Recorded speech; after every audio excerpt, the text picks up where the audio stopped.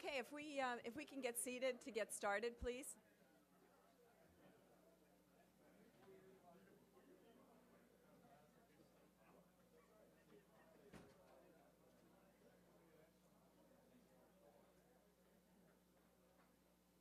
Okay, good morning, everybody. All right, thanks for joining. I'd like to start with a roll call, please.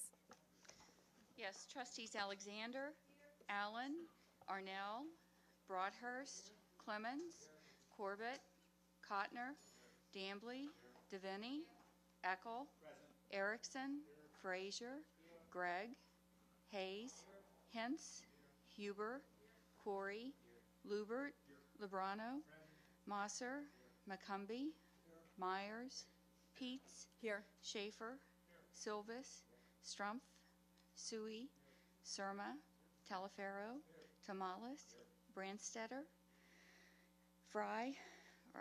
Huck, Wise, and Wolf.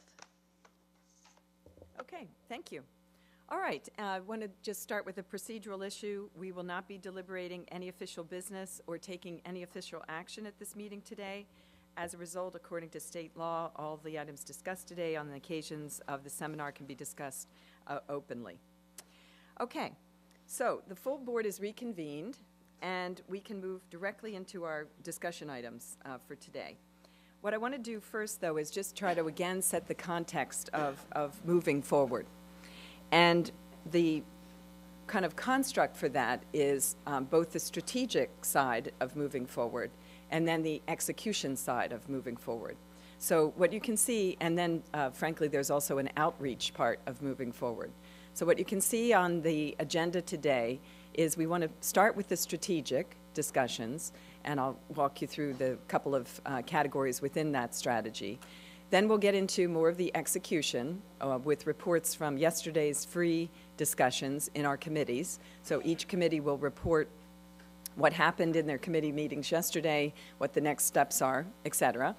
And then we will end actually with an update on our outreach efforts with Richard Edelman talking about the kind of refreshed PR plan that we have. So first, though, if we put this under the construct of the strategic areas that we're now going to be diving into, we had a brief kind of reference yesterday to some alternatives that we have for helping frame the future strategic direction for the university. So we kind of threw out the idea of a blue and white advisory council, and that would be populated by, kind of some notable people within the world community, if you will. And I want to talk about, frankly, interactively now today, that concept of really kind of a notable council to take the university's existing strategic plan, and with the context of looking for a new president, which we'll talk about as the next segment, how that process will begin and how we'll begin to look at that for the future, that this would be a concept of refreshing that strategic plan that exists and has existed, which is kind of a ground-up effort that happens periodically with the university's full community participation, and say really to ourselves, where's the future of education? Is it any different, or has it changed? And should it be informed as we look at where we're going to go for a presidential search? So you could do that in two different ways. You could do it with this blue-white advisory council of notable external sources, and it might not be mutually exclusive, you could get an educational consultant to say, okay, here's where the future of education is going, here's what you should be thinking about vis-a-vis Penn State, and you could kind of have two different efforts. So what I wanted to do was engage the board first in that conversation, and then the next speaker will be Jim Broadhurst as the head of the governance committee, talking about the nuts and bolts of the presidential search process, okay, so that you get both a strategic orientation and then how will we get ourselves organized for a presidential search. So with that, what I'd like to do is open up the conversation with the board about how do you feel about this blue-white advisory council concept of notable Americans, probably mostly, versus, frankly, many of you heard the concept of like a McKinsey or a BCG or the AGB coming in helping us, and that may not be mutually exclusive, right? You may actually take the blue-white advisory concept and add somebody like a McKinsey partner who's in charge of educational, futurism. So with that as a backdrop, I really just wanted to have an open discussion, get your feedback about how you think we should frame that strategic portion of the presidential search. And it's early on Sunday morning, and so, yes, Steph, thanks for jumping in. No problem. Just off the top of my head, I think education is changing so much, and just hearing from people here around the campus in terms of how technology is affecting education, that I think in some ways it would be helpful to sort of start with the McKinsey-esque idea of people who are really sort of at that super level of education, what's going on, what are the trends, and perhaps then after we have some sort of trending from them and ideas from them, discussing with a blue ribbon council to sort of get a lot of different ideas and feedback. Obviously, intelligent people who are able to sort of digest the information that the consultant would be able to put together, I think might be, just off the top of my head, I think that probably would be a good approach. Yeah, Jim? Yeah, I'd like to echo what Stephanie said. I think both sound really good, robust, some great ideas coming out of it. I worry about the resources to support the Blue Ribbon panel at the moment, because I think by getting outside people, we would need some good leadership coming from the board to support that, and of course that would be running simultaneously with our search process. And I think that the insight from the consultant or the panel will need that in the next 6 to 9 months, and so it'll have to get up and running pretty quickly. And I think the consultant can help us with that a little more quickly maybe than recruiting the appropriate people for the panel, and maybe follow up with a panel at a later date would be, as Stephanie has recommended.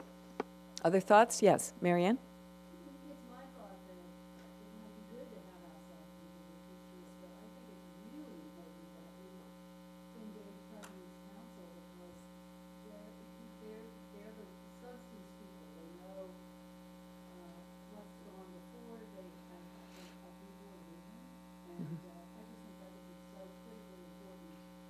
Yes. To have them totally engaged in. Yes, yes, and that, frankly, I should have said that at the get-go. I mean, this all presumes that the President's Council and any of the other university community that Rod wants to engage would be absolutely. I think it would be scary if it was, just the board saying, well, let's move toward the future without that input and engagement. So good catch. Other thoughts about it? Oh, yes, Mark. I don't know, Mark. They're trying to cut you off.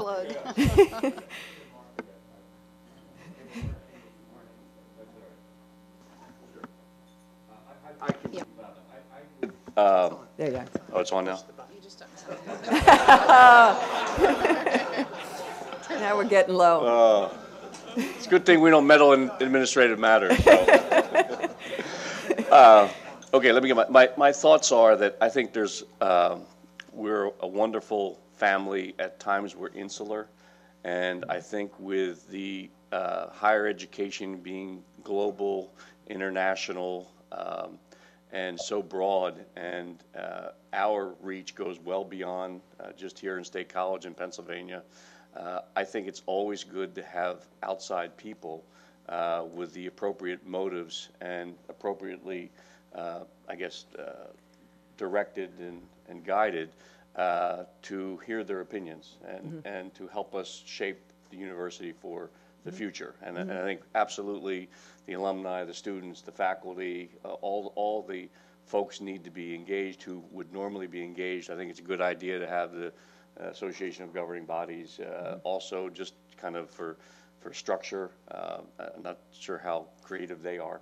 But I think it would be really a good idea at the appropriate time to engage people who have the best interest of the university that aren't necessarily currently affiliated with them to give us an outside perspective on what the world thinks and where it's going. So I would endorse that concept.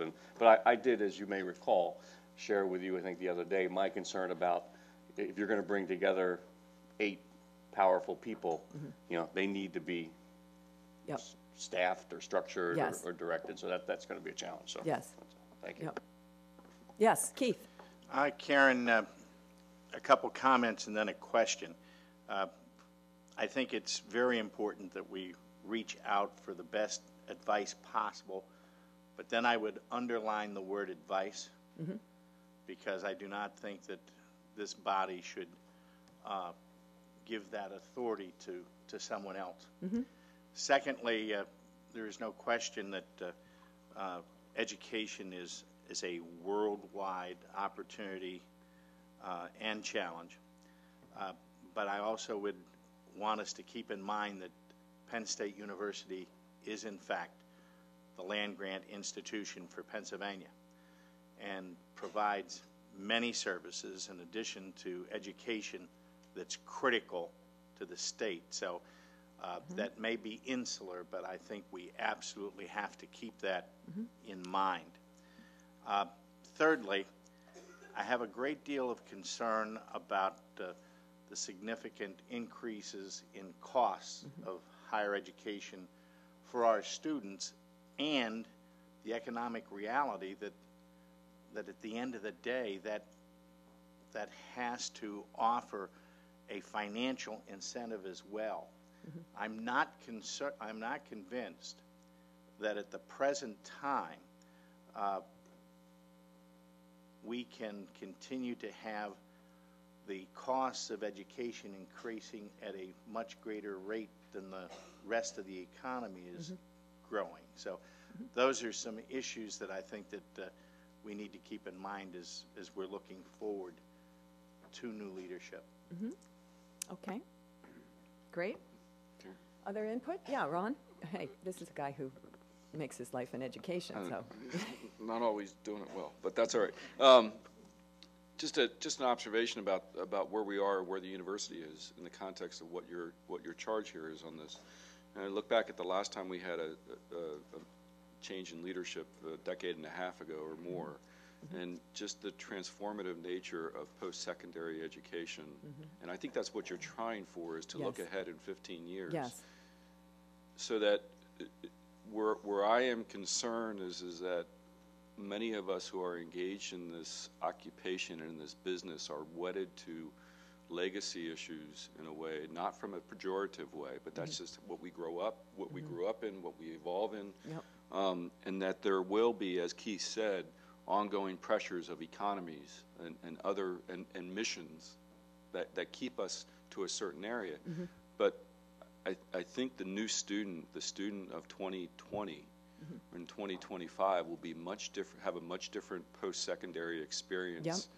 And so as we look to what it will be in 2025, that educational experience, I think your call, and I think we should be grounded in this, is that we want to move the university to that direction, staying true to our mission, recognizing the economic realities that we're going to be faced with.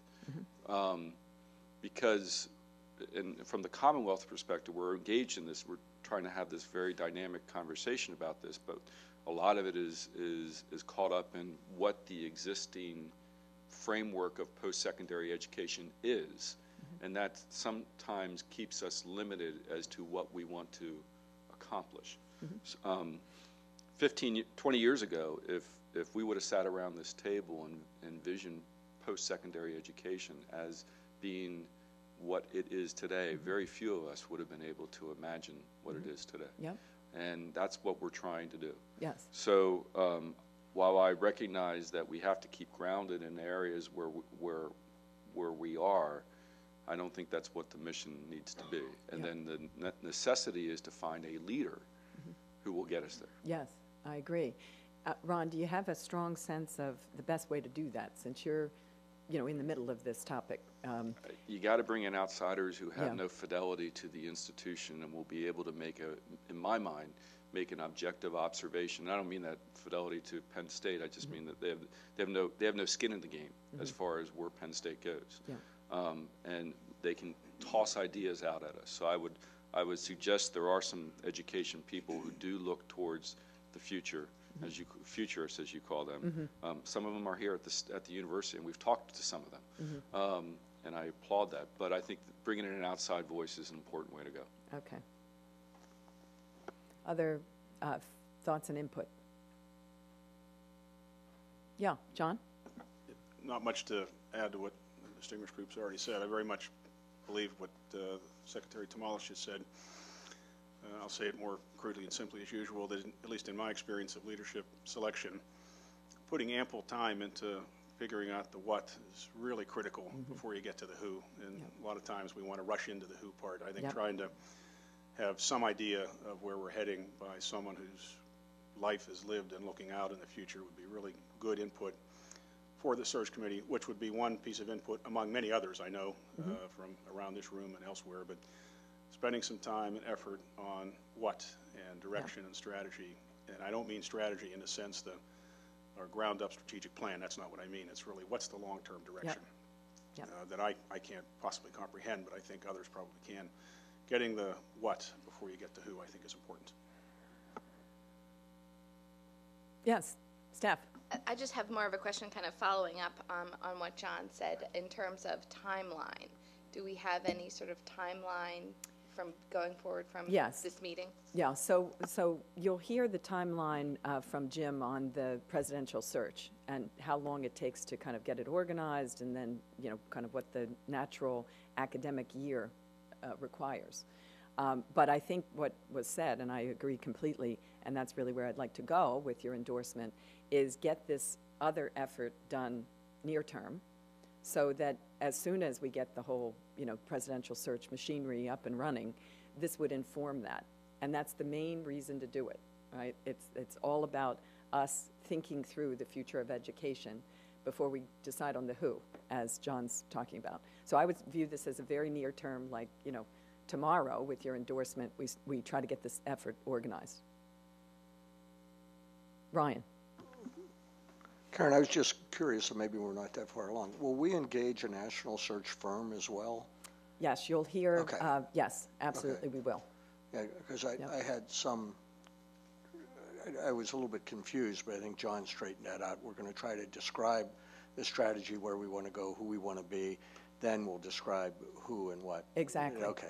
And I as got your chronology right now. Exactly, Ryan. And as I was, you know, trying to describe, there's a whole bunch of different ways to go about getting that strategy, you know, kind of tightened up or pointed out or, you know, visioned. And I would like a little more feedback about whether you like this council versus, you know, many of us have had conversations with consultants who can help with this very quickly, and there's not a lot of machinery around it. Ken. I think on that point, I think the council will be much more unwieldy and difficult to get prompt responses from.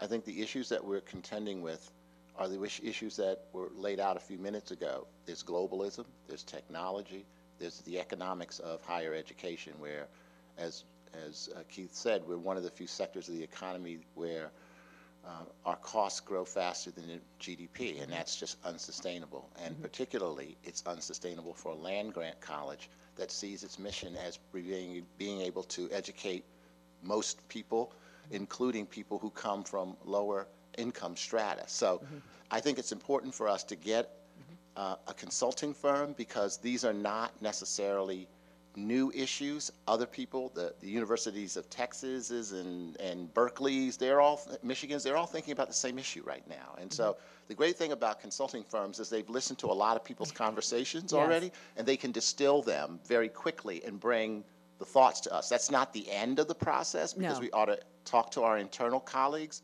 But the fact of the matter is, if you want to move fast, I think a consulting firm with a higher education practice is the way to go. Okay. Any other input? Yeah, Carl. I just would say one thing, though, a pro side of the argument of having a council, I think you'll get more of a real-life experience brought to the table than the academic consulting would. So that might be a side benefit you'd get with the council. I kind of agree it would be a slower process possibly, but that could be something that the governance committee would have to look at the timeline and see how that would fall within our timeline we have. Anthony? I think the blended approach, listening to everyone's comments today, is the best approach. Bringing in the experts, and then after listening to what they have to say, then incorporating some other folks for real life experience. I mean, let's not recreate the wheel. Rod, do you, well, Al, did you have something? I was just going to say, this is, we have all the pieces for a very unusual guy. You know, we have the outreach, the World Campus, the campuses, Penn College, Marcellus Shale. So it's going to be a very unusual person. And I agree with what John said. It's the what. You know, to define that, because, I mean, this is really very, I don't know that many universities have all these pieces. So it's going to be really an interesting challenge. Yes. Marianne? With all due respect to my colleague, it might not be a guy. You stole it right out of my mouth, Marianne. Marianne, we can aspire to do better, is your point. Exactly, Mr. Frazier. How about you, Rod? Do you want to weigh in from the university perspective? Well, I think Secretary Tamales captured it very, very well in its many dimensions, along with Trustee Surma. This is an undertaking that needs to be done, I think, expeditiously and effectively, but it also needs to hear a lot of voices. Needs to hear voices of our students, our faculty and staff, our alumni and other constituencies, because each one of those constituencies has much to offer and much to share in terms of the outcomes of all of these deliberations.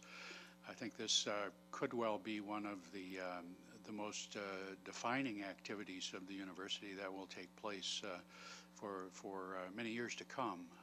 We had what I think was an excellent strategic planning process the last time around.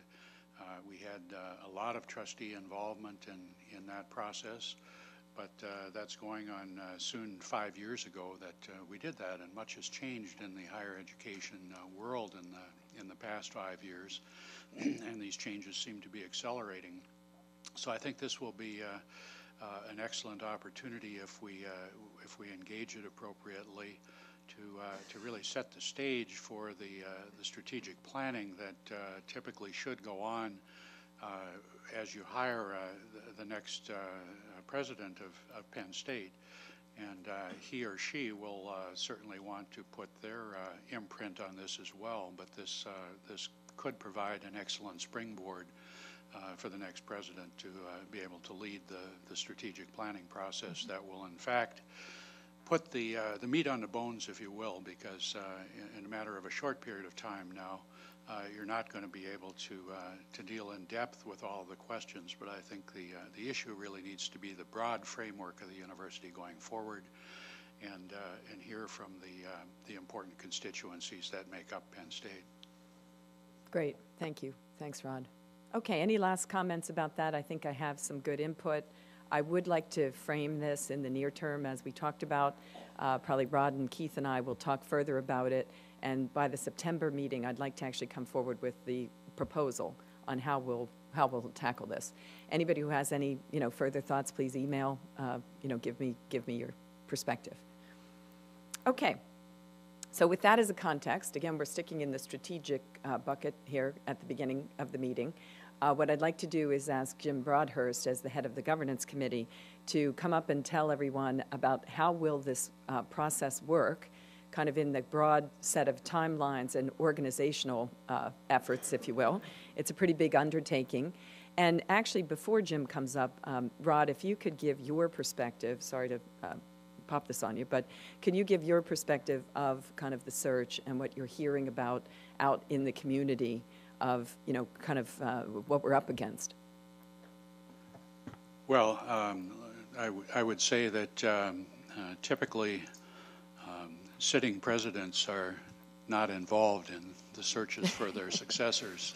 That has been a long-standing principle in higher education, and I would certainly suggest that that be the case again. Although I'm certainly there to provide any thoughts that the board may and the search committee may want to ask me in a general way, but this is a process that I should not be directly involved in. And as I step aside, I will certainly be available for consultation or help in any way that I can, but I also do not intend to in any way be in the way or a distraction for my successor, whoever that might be. The search process for a president is typically a fairly lengthy process.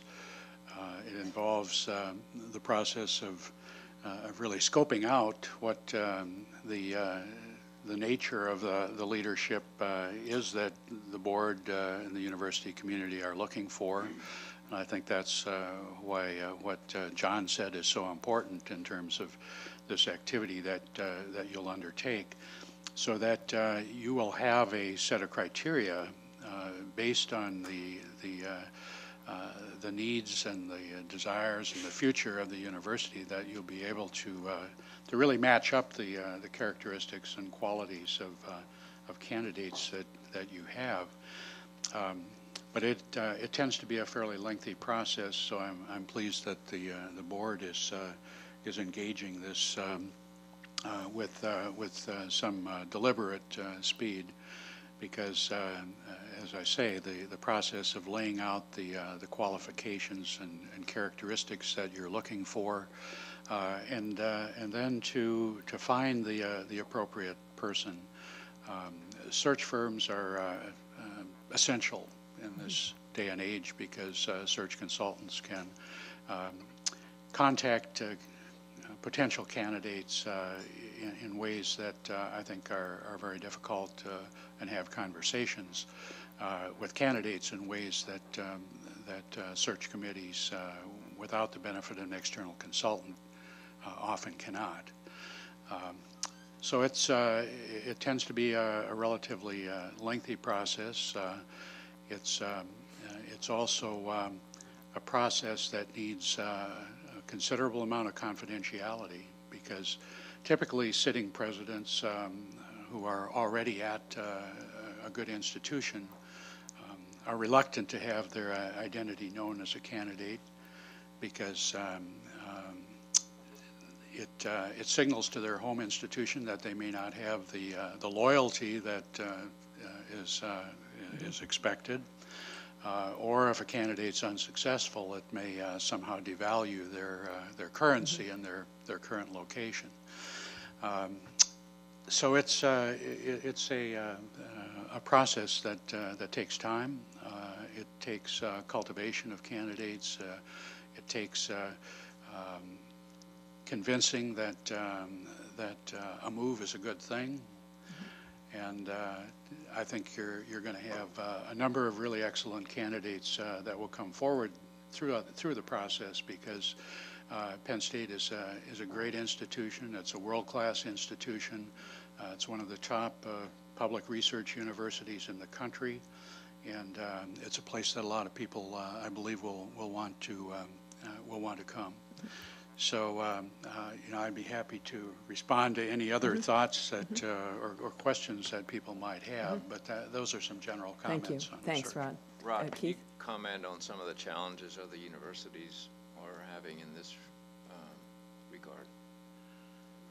Well, I think the challenges are perhaps that the presidency has changed a great deal in the last 10 to 20 years, regardless of the institution that you're at.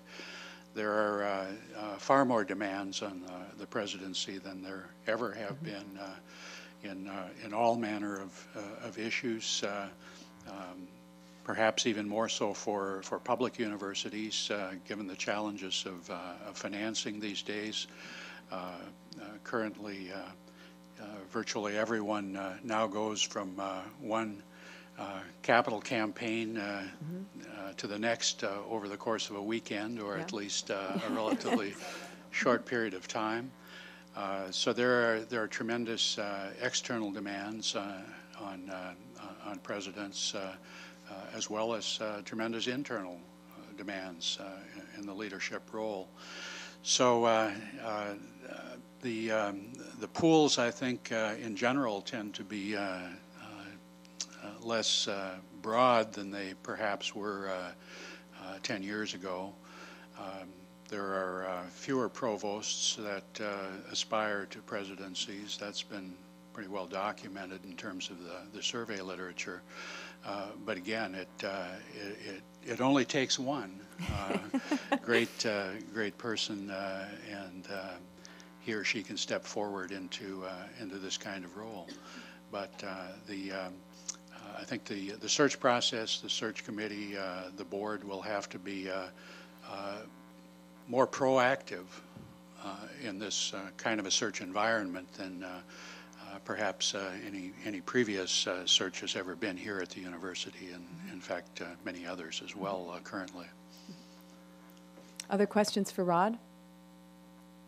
Yeah, I have a comment. I was, sitting here thinking that we're trying to, predict the future of education and think about where we're headed in the next 15 years and where we're going. And as you were speaking, you were saying there's only so many other presidents of universities that are available, maybe a provost, et cetera.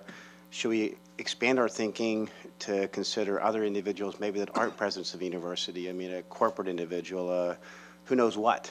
Somebody maybe that's got the right futuristic thinking, but maybe has not been in this position before and can come in with a whole different set of thoughts. I mean, I'm just wondering if we narrow the box or the sandbox too tight, maybe we won't get that special person to really lead the university and take us where we need to go.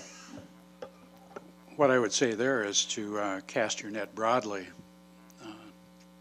But as far as I'm concerned, the fundamental qualification is that whomever you choose, and from whatever background they happen to come, the essential element is the values that they bring to the position, the values about higher education, how they are able to interact with our faculty and students, among others, as really the core constituency of our faculty, students, and staff. How well they understand the educational mission, how well they understand what it takes to continue to drive the university toward the highest possible quality that we can deliver. Those are the really fundamental questions, regardless of where somebody comes from or what their background is. It really comes down to core values for me. I was reflecting on the MBA program. Some of the best professors we had were individuals that spent a lot of time in the industry, and they understood the other side of the fence. But they were also very committed to education, and they were very good professors, and really pushed us to excel. So I'm just thinking the wide variety of experiences is maybe what we need for the university. Well, that's why I say cast the net broadly. Any other comments? Again, I would want to compliment Rod, not only for stepping into the breach, when we needed him to, and doing such a terrific job, but also just being very kind of open about this whole process. I think he's just ready to bring it on for the best interest of the university. So thank you, Rod. Yeah. Okay, so here we go. Jim Broadhurst, Head of Governance, to talk about the whole process for the presidential search. Thanks, Karen. I will not be spending any time on what we spent most of the time on just a few minutes ago, and that is on the futuristic approach and the type of candidates we'll be looking at. But obviously, this will be coordinated, the importance of the search process, and particularly when we're ready to go out and begin to interview candidates. We would hope that this, either the Blue Ribbon panel or the consultant that we've been working with will have helped us tremendously in thinking through this broad net of candidates that we would like to look at. And so that, I would anticipate, would be something that could be completed in about a year, because based on the mechanics that you'll hear today, the beginning of the actual interview process would be about a year out from right now. Could be a little sooner than that, but at the present time, that's what we're looking at. So you could anticipate that this process independently would be going on to think about the future of the university would be going on over the next year, starting as soon as possible. I will also say that the Governance and Long Range Planning Committee has not spent much time on this at all. In fact, very little time. Some of the information you're getting today is a compilation of some of the things that I think we did well over the last few searches and in conversations with several individuals. This will be some work that the Governance Committee will be looking at over the next 2 meetings, one in September and one in November, to arrive at some final details on how we think this process will work, and obviously make that recommendation to the board so we could anticipate it being rolled out in no later than the January board meeting. Our present contract with Dr. Erickson provided his intention to retire on or before June 30th, 2014, as you recall. So we are obviously grateful for that consideration and greatly appreciate and admire his leadership during these very challenging times. It would be important to complete the search approximately 5 to 6 months prior to the expected date that the next president would take office, and we would anticipate that the actual search could conceivably take up to a year. This would mean that by no later than January of 2013 board meeting, the board of directors would formally announce the final details of the search process and adopt the appropriate resolutions in order to begin our search for the 18th president of Penn State University. So again, if you look at, if you back up from the date that Rod would be retiring and the new person stepping in July of 2014, 6 months before that brings us back to the beginning of the year that the announcement would need to be made. And if we anticipate that it could take up to a year, that means we have the full year of 2013 if we get this process kicked off by the beginning of 2013. So that's essentially the time frame. And I'll go into a little more detail of that towards the latter part of my remarks. I would like to highlight this morning some of the procedures that we will likely be recommending based on the success of prior presidential searches and the importance of embracing a very inclusive and thorough process. Final details will be forthcoming in the next few months. 2 important things. The procedures would include the establishment of 2 groups of individuals. A trustee presidential selection council, may not be named exactly that, but that's essentially a group made up predominantly of trustees, and a university presidential search and screen committee. And I'll go into a fair amount of detail in just defining what those 2 roles are. In the establishment of the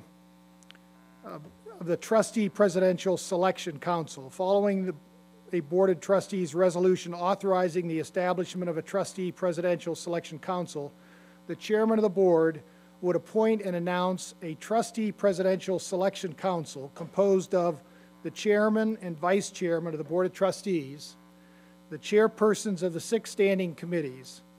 You all know who those are: academic affairs, student life, audit and risk, finance, business and capital planning, governance and long-range planning, legal and compliance, outreach, development, and community relations.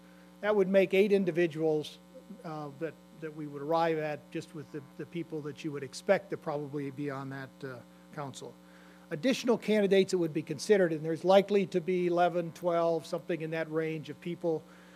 Certainly in the past, we've looked at sitting past presidents of the board. That's been a consideration in the past. The chairman of the board of directors of the Milton S. Hershey Medical Center. That takes up about 1/3 of our budget now, 30% of our budget approximately. So this would be an important consideration to include that person on the panel. The chairman of the For the Future, the campaign for Penn State students. An awful lot of time is spent with the leadership and development with the president, so insights from that particular person I think would be helpful on this committee as well. And the student gubernatorial appointment to the board, that would be one that I would think would be very important to have, so our student representative to be on that panel as well. So those are 4 considerations that the, and maybe more, that certainly the Governance and Long Range Planning Committee will talk about in the next meeting in September. So you're looking at a possible committee of about close to 12 people. The Board of Trustees Chairman Karen B. Peets will serve as chairperson of the Trustee Presidential Selection Council. The Executive Secretary of the Trustee Presidential Selection Council will possibly be the Vice President of Administration, and if necessary, he could call on the Associate Secretary of the Board for additional staff aid, or that person could be someone different. That will be another important discussion to have, because obviously it's going to require a lot of time, the person providing the support, and everyone is busy right now, so we would want to make certain that we've got that person in, the right person in place, because their role will include handling all the correspondence, including contacts with the press and others. That person will also act as Executive Secretary of the Trustee Presidential Selection Council and liaison to the University Presidential Search and Screen Committee, so they'll have some involvement in both of those committees, and so it sounds like it's almost a full-time job.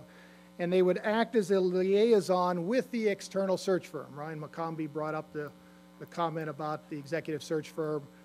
This role of that person would be the liaison with that search firm. There is the full intention to hire a search firm to assist with this process. And of course, most importantly, that person would maintain 100% confidentiality. I won't repeat that throughout these remarks, but obviously we see that as such an important role throughout this, the confidentiality of this, and Rod made reference to that in his earlier remarks. The duties of the Trustee Presidential Selection Council will be as follows. Establish the criteria, qualifications, and previous experience required of a candidate for the position of president. Set forth the time schedule that the entire process of the search and the ultimate appointment will follow. Establish a university presidential search and screen committee, including thereon faculty, deans, students, alumni, Commonwealth campus representatives, president administrative staff personnel, and maybe others, and set forth the type of membership and duties of the search committee as contrasted to the duties of the Trustee Presidential Selection Council. Again, there'll be some additional thoughts put forth by the Governance Committee on the makeup of that University Presidential Search and Screen Committee. Again, we may find a better and shorter name for that group of individuals. Receive, and this is an important point in thinking about the roles of these two groups. Receive unranked from the University Presidential Search and Screen Committee a list of 10 to 15 names of individuals who are deemed qualified on the basis of available information for consideration as candidates for the position of president. So you can see the identification of those potential candidates in concert with the executive search firm who is assisting is the role of the University Presidential Search Committee, made up of this compilation of a variety of people. It's not the role of identifying these people of the first committee that I talked about, the Trustee Presidential Selection Council. So they will have a very significant and important role in identifying the candidates that will therefore be considered by the Trustee Presidential Selection Council. We will invite or visit or invite to the university the most qualified candidates, and in so doing set the visitation schedule and the individual groups and persons to visit and to be visited by a candidate. There'll be more details put into that. I mean, obviously, once we get 10 or 15 names, there may be some kind of a sorting process, which the Presidential Committee will go through, and we'll discuss that again at the Governance Committee meeting and see if we can put some further details to that process. Make final selection of individuals to recommend to the board and maintain 100% confidentiality again. So a lot of work there in the group of trustee presidential selection council. In establishing the University Presidential Search and Screen Committee, let me talk a little bit about the makeup of the committee, of that committee. The committee will be constituted, appointed, and assembled by the Trustee Presidential Selection Council with the following makeup. It'll consist of approximately 16 people, and that may be different, but this second group that I talked about will be 16 people, and the final selection of those people to serve on it will be done by the trustee committee.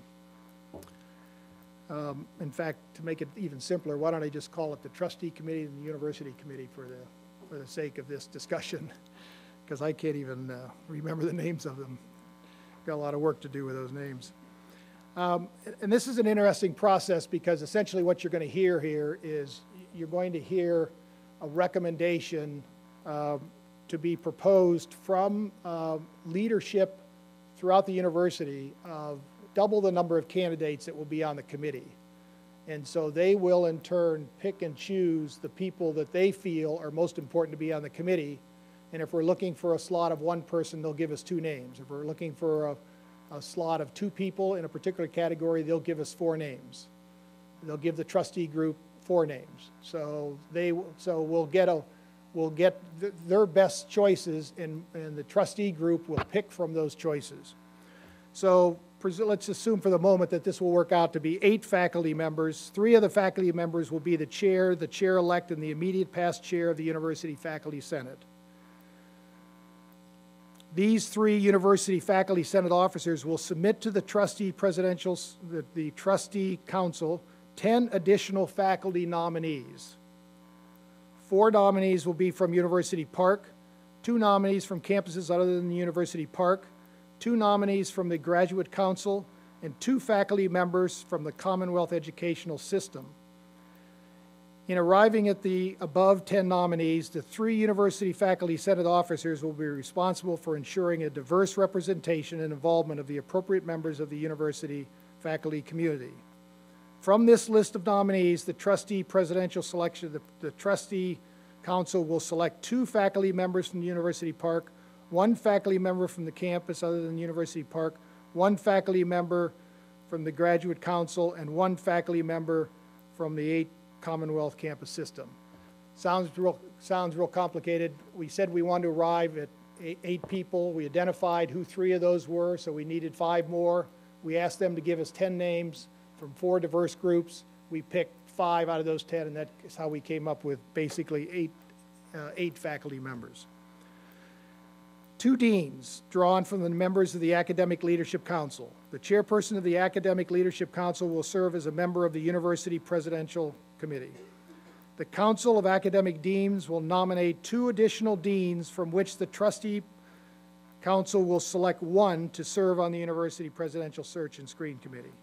So again, we have 1's an automatic, and there's 2 possibilities to fill the other slot for 2 deans. So now we have 10 members of that 16-member group. This is more information than you probably really want to know, but and it may evolve and may change a little bit, but I just want to give you the breadth of what we're talking about.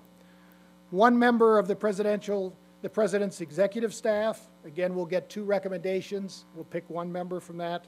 1 chancellor. The chancellors themselves will nominate 2 individuals from which the trustee committee will select 1 of those 2 people. 3 students, 2 undergraduate, and 1 graduate. Each of the respective student organizations will nominate by procedures they are determined to be appropriate 4 undergraduate.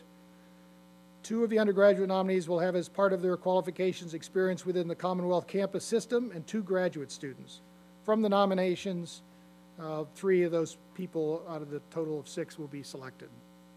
And 1 alumni, who shall be the president of the Alumni Association and shall be appointed by the Trustee Presidential Council to the University Committee. So that, if you add all those numbers up, it comes to 16. You can see it's a very diverse group. It doesn't mean that that won't change, that number as we drill down a little bit more and make sure we've got good representation. But we think it'll be approximately 16 people who would be part of that committee. Duties of the University The university committee will include, obviously, as I mentioned earlier, they're very involved in identifying the candidates, so the announcement of the position, they'll be involved in that, the screening of all the applications, the recommendations of candidates to be entered, to be considered for that position. Those will be, obviously, among a number of other responsibilities. Those will be the two major areas that they'll be involved in. Just some quick comments on the timeline. Again, we hope that this is formally announced at the January board meeting, if not before, but we're thinking at the moment it'll be at the January board meeting, and there'll be more details than what we gave you today, exactly how it'll work. We'll have obviously the kickoff of this in January, February is when we will identify that all the people will be announced in the January timeframe, who's going to be on the trustee committee. Then the work will begin on who's going to be on the university committee. So that's likely to be concluded sometime in the January to March timeframe. All the groups in that early timeframe will submit all these names that I just talked about for consideration. So all that information of who should be serving on the committee will all be processed during that January to March timeframe.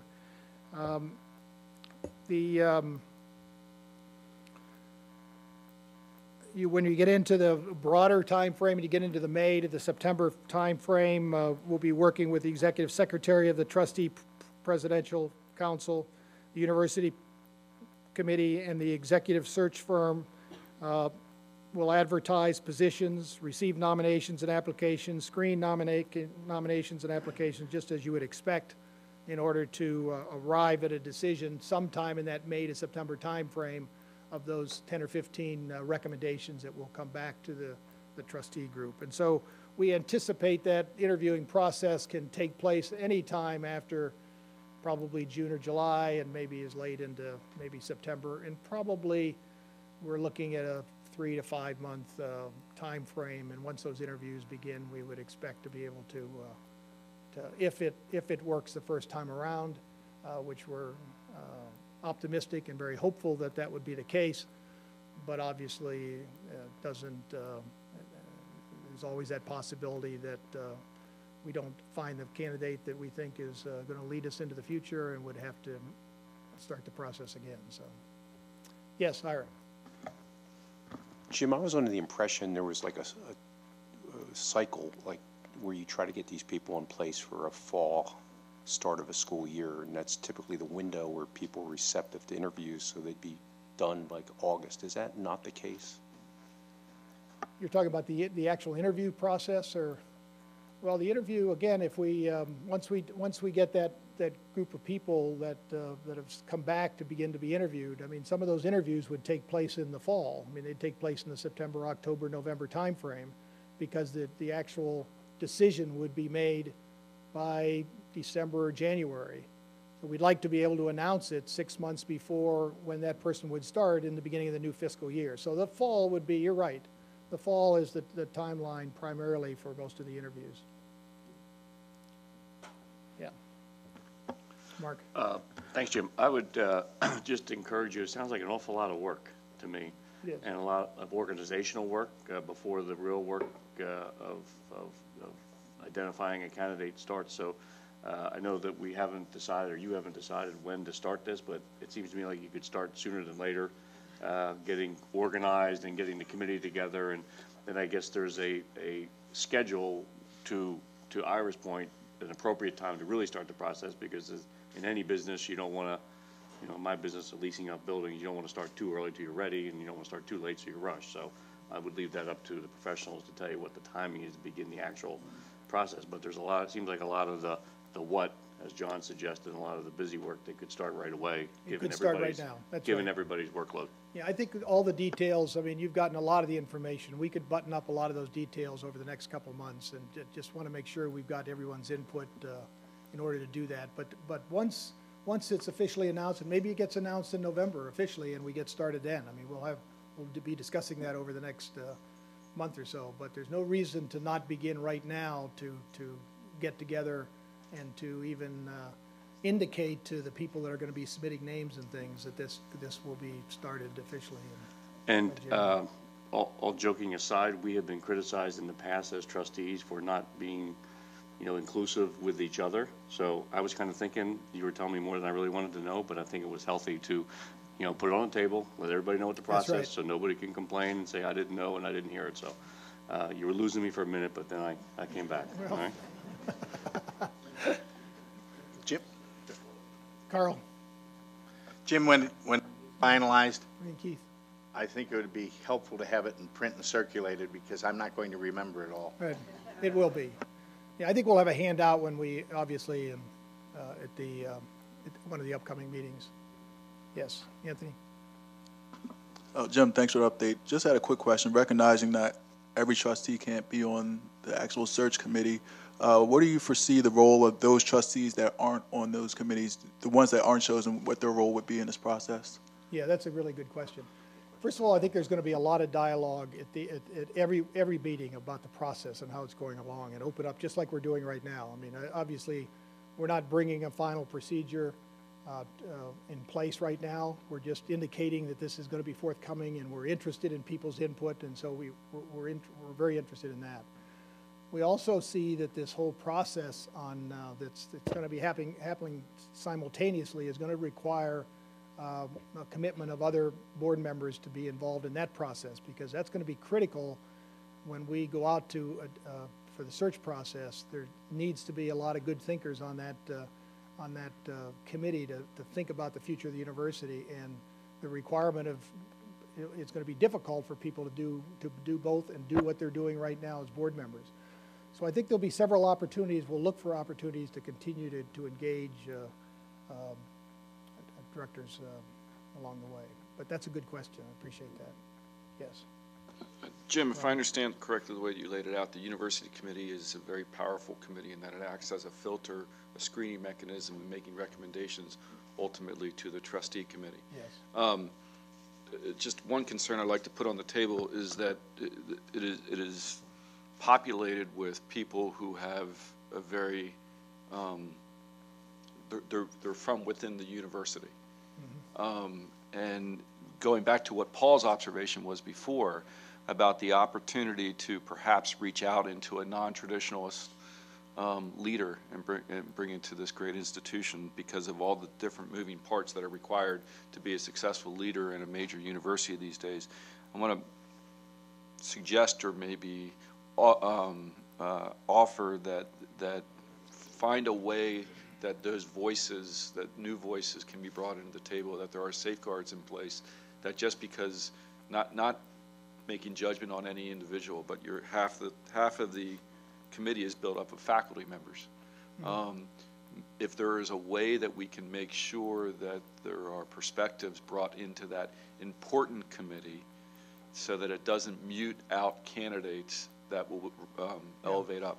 It's a really good point, and that's why I mentioned that some of those numbers and some of the positions may change. One of the things that I'm not real comfortable with is we've got as much outside people as maybe we'd like to have in this whole process.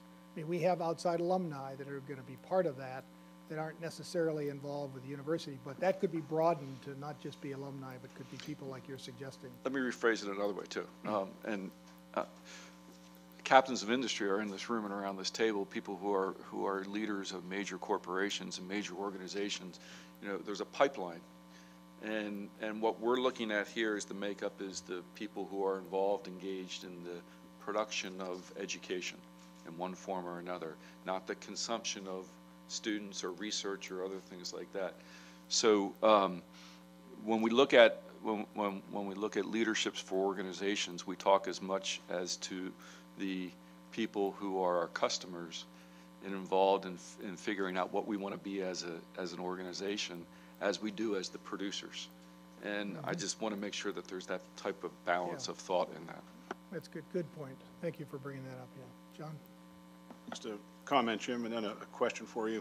The comment would be that the selection committee, trustee selection committee, and the screening committee, two different committees, which I understand how that would work together.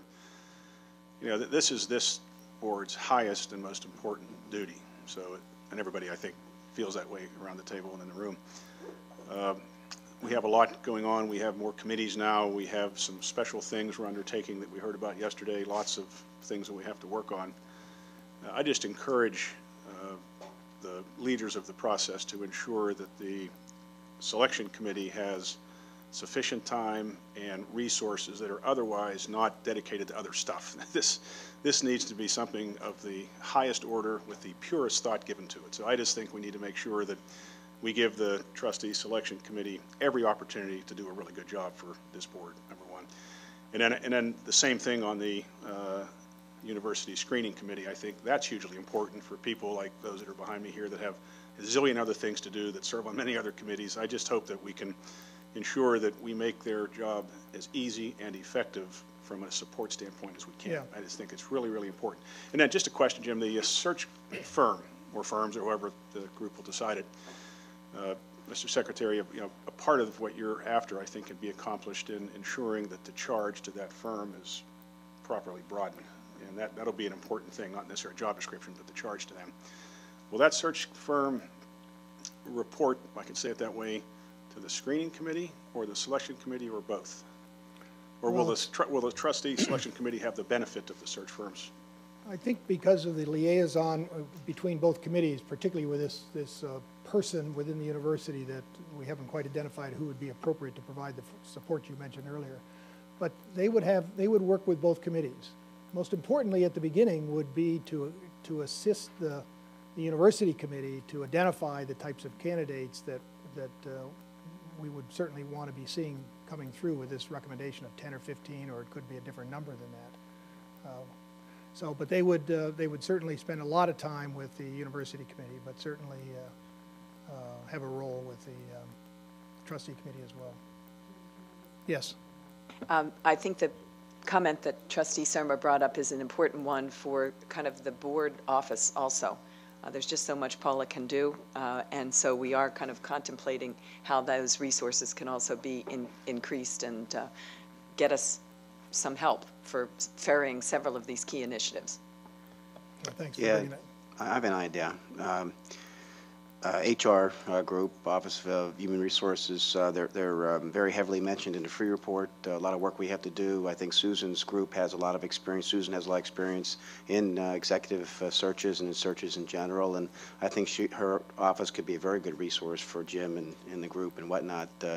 I strongly consider, ask you to sit down and talk to her and her group and see what kind of involvement they could give you for that. Yeah. Second thing I want to bring up is that we need to consider groups in the university that are future, where we're headed, like the outreach group, computer learning, whatnot, and just think about groups like that and having them involved in the search too, as well. Good. Thanks for bringing those up. Betsy? To follow up on Secretary Tomalis's point, will the trustee council have the ability to interview or consider other candidates not identified by the university council if they become aware of a candidate that was not recommended? I think they would want to. I think they would want to go back and discuss it with the selection committee. Discuss that particular person that they've identified independently. If they've done that, I think they have to be careful with that process, because the university committee is very important part of this process. And so if they're giving 10 or 15 names and the trustee committee would like to talk to additional people, I think they'd want to go back there and start with that discussion with them first. Doesn't mean that they still can't interview who they'd like to, but from a political standpoint, it could cause problems if the next president didn't come with a lot of support from the university committee. Yes, Stephanie. You'll probably figure this out, but just sitting here listening to you, I figure I'll just bring it to your attention now. You mentioned about how the alumni representative will be the president of the Alumni Association, which currently is Katie Smrilly. Her term is up, I believe, June 30th. So if you're getting the group together sooner than that, and then she would be going off, you might want to consider whether you just make it the vice president who would then continue to be on, or whether you just leave Katie on, even though she wouldn't be president of the Alumni Association. But I just thanks for bringing that up. Those are the kind of details that I think the committee will want to talk about, because And whether it just stays at one alumnus or not, we'll make a determination about that, but thanks for that thought. Other comments? Anybody, does it feel comfortable that where we're going with this? I appreciate all the input, and don't, please, if you got any other thoughts, we will be spending a lot of time at the next meeting. We have both a faculty member here, as well as the Vice President of Student Government are both here today, and they're part of the committee, and they'll be involved in these discussions as well. So thank you very much.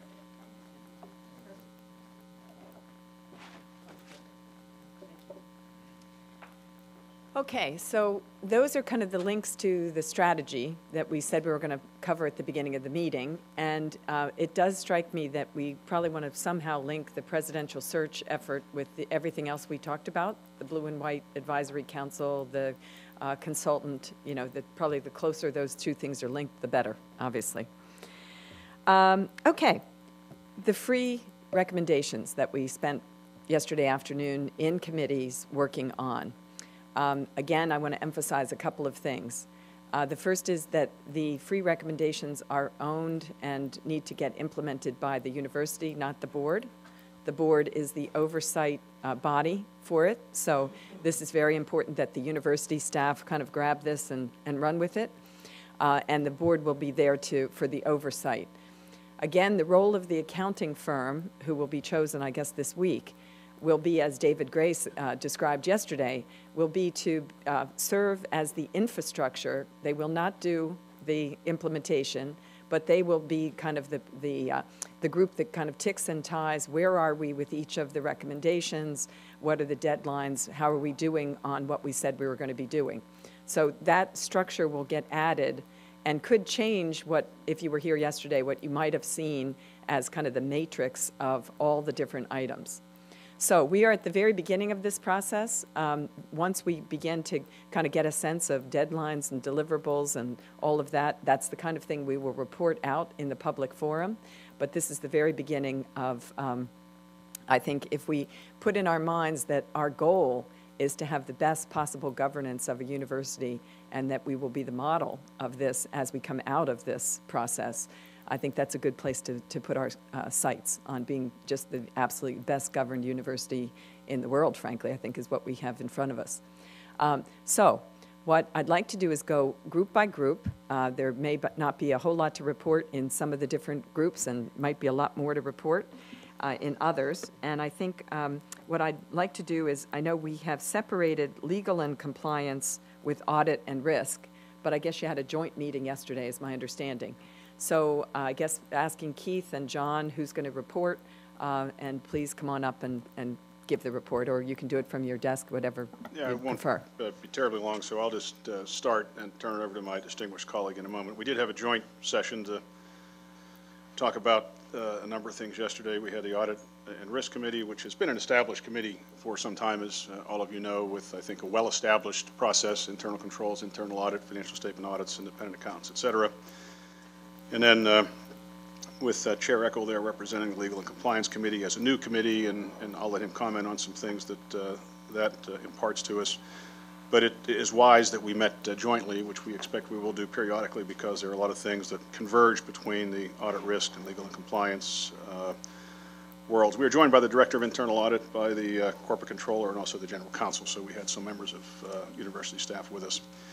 We spoke at some length about the need to have a very intimate relationship between the committees, but also importantly between the internal audit function and the newly established compliance function. It was stressed to everyone in attendance that the internal auditor and independent accountants and prospectively the new chief compliance officer will have direct, unfettered access to the committees and executive sessions, to the respective chairs. And it is not only an opportunity for them to communicate to us any matters that might be on their minds, but it's their responsibility to do so if they're not otherwise being attended to. We talked about the fact that it probably would be useful, not just for the recommendations per se, but on an ongoing basis to have periodic joint meetings, because there'll be a lot of things that might be in between, and we want to make sure nothing would get missed. We did review the list of recommendations that were passed out. We didn't go through them all individually. Our committees are somewhat differently situated because there are some, such as the hotline process that the internal audit function actually administers, that we needed to do and I think have already been done. But more importantly, there, I think, are a very important number of roles in measuring compliance and measuring ongoing compliance after implementation. And we talked about that process at some length. We look forward to the report back from the administration with whatever format the new consultant might provide it in. We just discussed for a moment the fact that we will be having open meetings for the most part, and we need to think about, get advice from council and others to make sure that we want to default to having as much in the public domain as we can, but there may be some things that confidential financial information that's not yet public, et cetera, that we wouldn't want to stumble and have something that would be public before it's appropriate to do so. I just finished by saying we did have some members of the public attended the meeting. They listened graciously, and we had a good discussion afterwards, just some general comments that were, I think, very important comments, very passionate comments that we tried to at least converse about, and then we did pass those on to board leadership just today to make sure they stay on the record. So with that, I'll pass it to my distinguished colleague and then look forward to any questions you may have. John, you're always too kind, but let me just give a couple of additional observations and reports from the Committee on Compliance and Legal. First of all, which I think is very important, is that the search for a new Chief Compliance Officer is at the finalist stage, and hopefully that will be brought to an end in the next few weeks.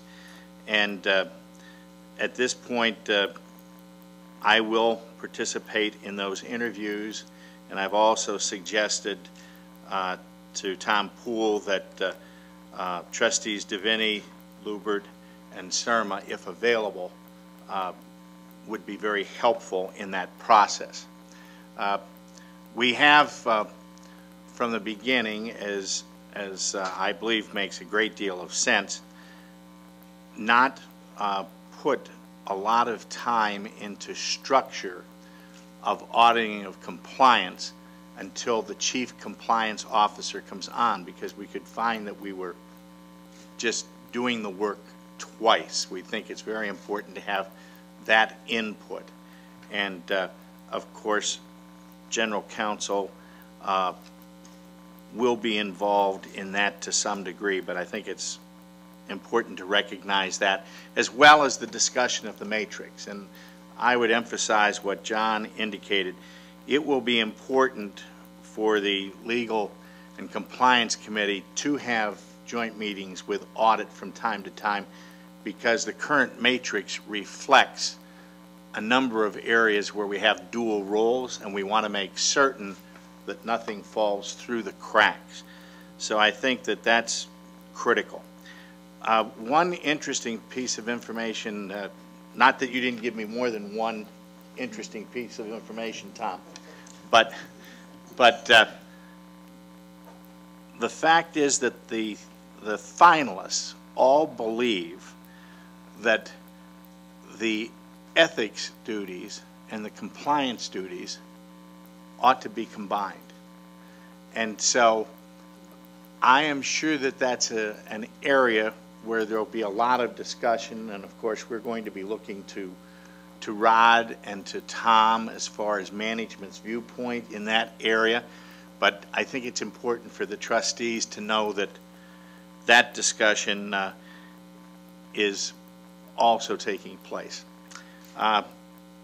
John also touched on to this, but I believe it's important to emphasize in this spirit of openness and transparency, we want to provide as much information as we can in open session, but we also recognize that there are confidential areas, especially in the legal side, that will require from time to time executive sessions, and we have alerted General Counsel to try to provide guidelines for us and also help us identify that.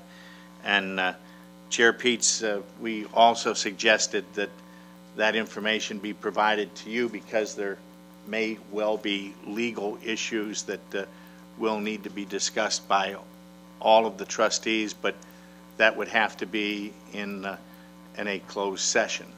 So those essentially are the areas. I'd note one more. The subcommittee on legal meets telephonically each week for about a half an hour for updates. So I would note that that subcommittee is very active, and we appreciate their work as well. With that, that would conclude my report. John or Keith? Yes, Steph.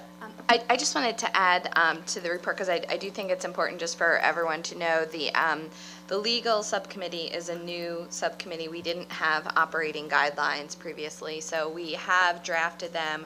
We're working on a draft of them. I actually did them back in, we think, May.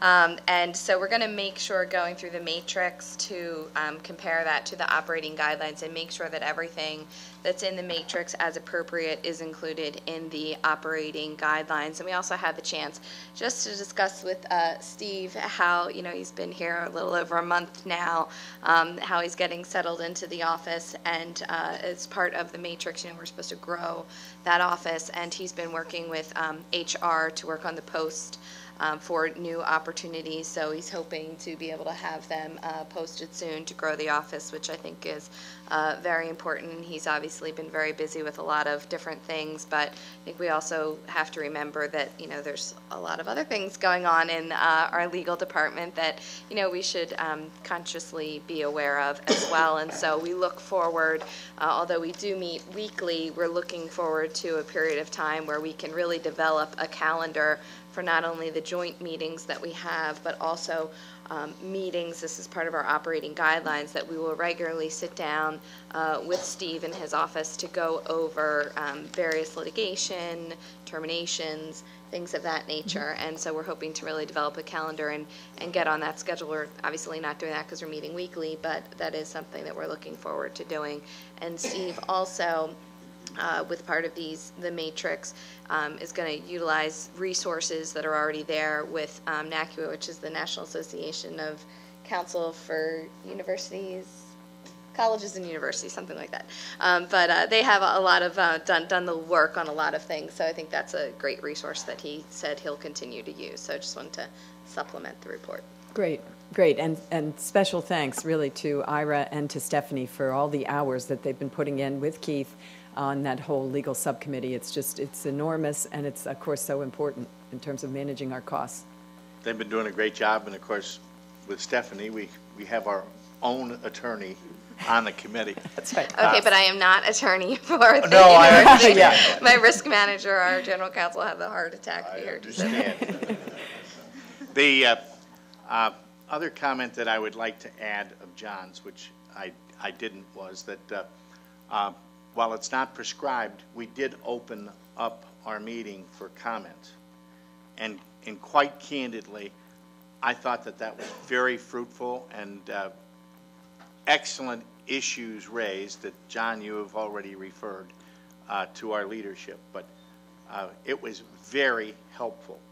Great. And might be something that it's not required, but we might want to think about that. You have to manage time, but it was very fruitful. Good. Thank you. All right, thank you. Okay, Linda Strumpf is not here, but Paul, I know you were standing in on the finance, business, and capital planning. Right, I can give you a quick overview. Also, the subcommittee for HR took Please, a look at our go ahead. goals too as well. There was Yep. there was a lot of them there, as you can see by the report. probably about a third of the report has either finance, business, or governance. And I think Al realized that after about an hour. Are we done yet? No, we're not even halfway done yet. So we have a lot to do, but we did do a lot. I think one of the primary focuses we really tried to look at, as well as the board committee and other details, but we wanted to look at the language itself and how the words are written so that the goals are SMART goals, so that there's no question whether we've met them or not, and whether they make sense. I mean, some of the language was written in a pretty nebulous way, and Gray was pretty masterful at agreeing by, I think, the 3rd of September to have these things rewritten and be a little tighter for the group to look at. In fact, we're continuing our work. I think this coming Wednesday we're going to meet in David's office. There's a handful of us that can make it from the group. So we're going to try to get a draft with tighter language. There's some goals that we don't think really make sense to even tackle, or some things that are done. So we're going to give you a pretty heavily edited document that we think is pretty tight with our particular area as well. We had really good input. In fact, with Larry Backer and Wanika Fisher, we had really good synergy trying to combine some of the goals that they have in the Senate with some of the goals that we have in the free report. So we were able to really tag onto some of the issues they have and bring them together with the business and finance and HR subcommittees too as well. One of the things that we talked about that we realized perhaps we don't have is we don't have a high-level set of core values for the university. Maybe I'm wrong, but we don't have this high-level set that everybody marches to. The early reviews we did is each college and university has some of their own set of core values, but there's no high level and there's no real critical expectations of leaders or behaviors that we really have drafted. And as we talked in the group, we thought maybe that's a task the entire board should take on. It's just to develop this high-level matrix. I mean, we looked at cultural aspects. I mean, that's the framework for the culture that starts is what are our high-level core values that we all believe in, and then from there other subsets can flow on critical behaviors we have. So that's maybe something the board wants to tackle here in the future, is to look at that. We did make it, I think, to 3.4.4, which is about halfway through, and we'll try to continue the work this coming Wednesday and get her done. Great. For you. So Okay. All right. Good.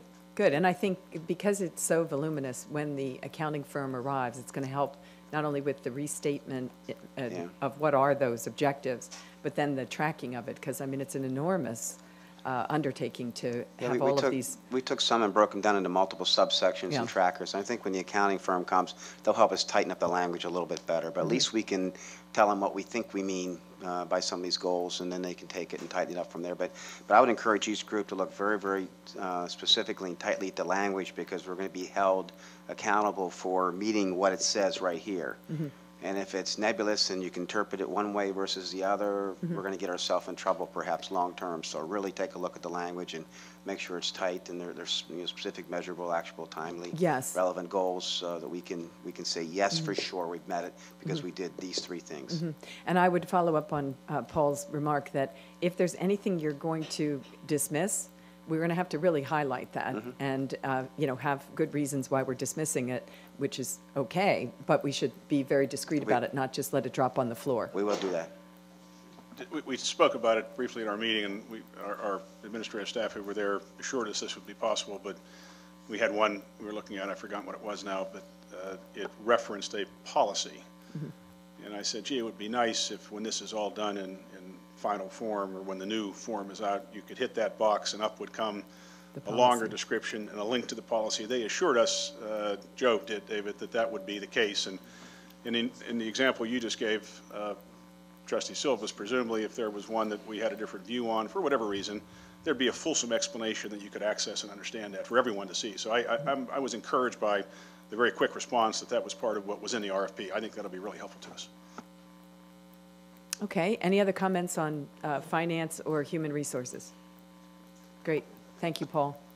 Okay, next one, I guess in no particular order, is governance and long-range planning.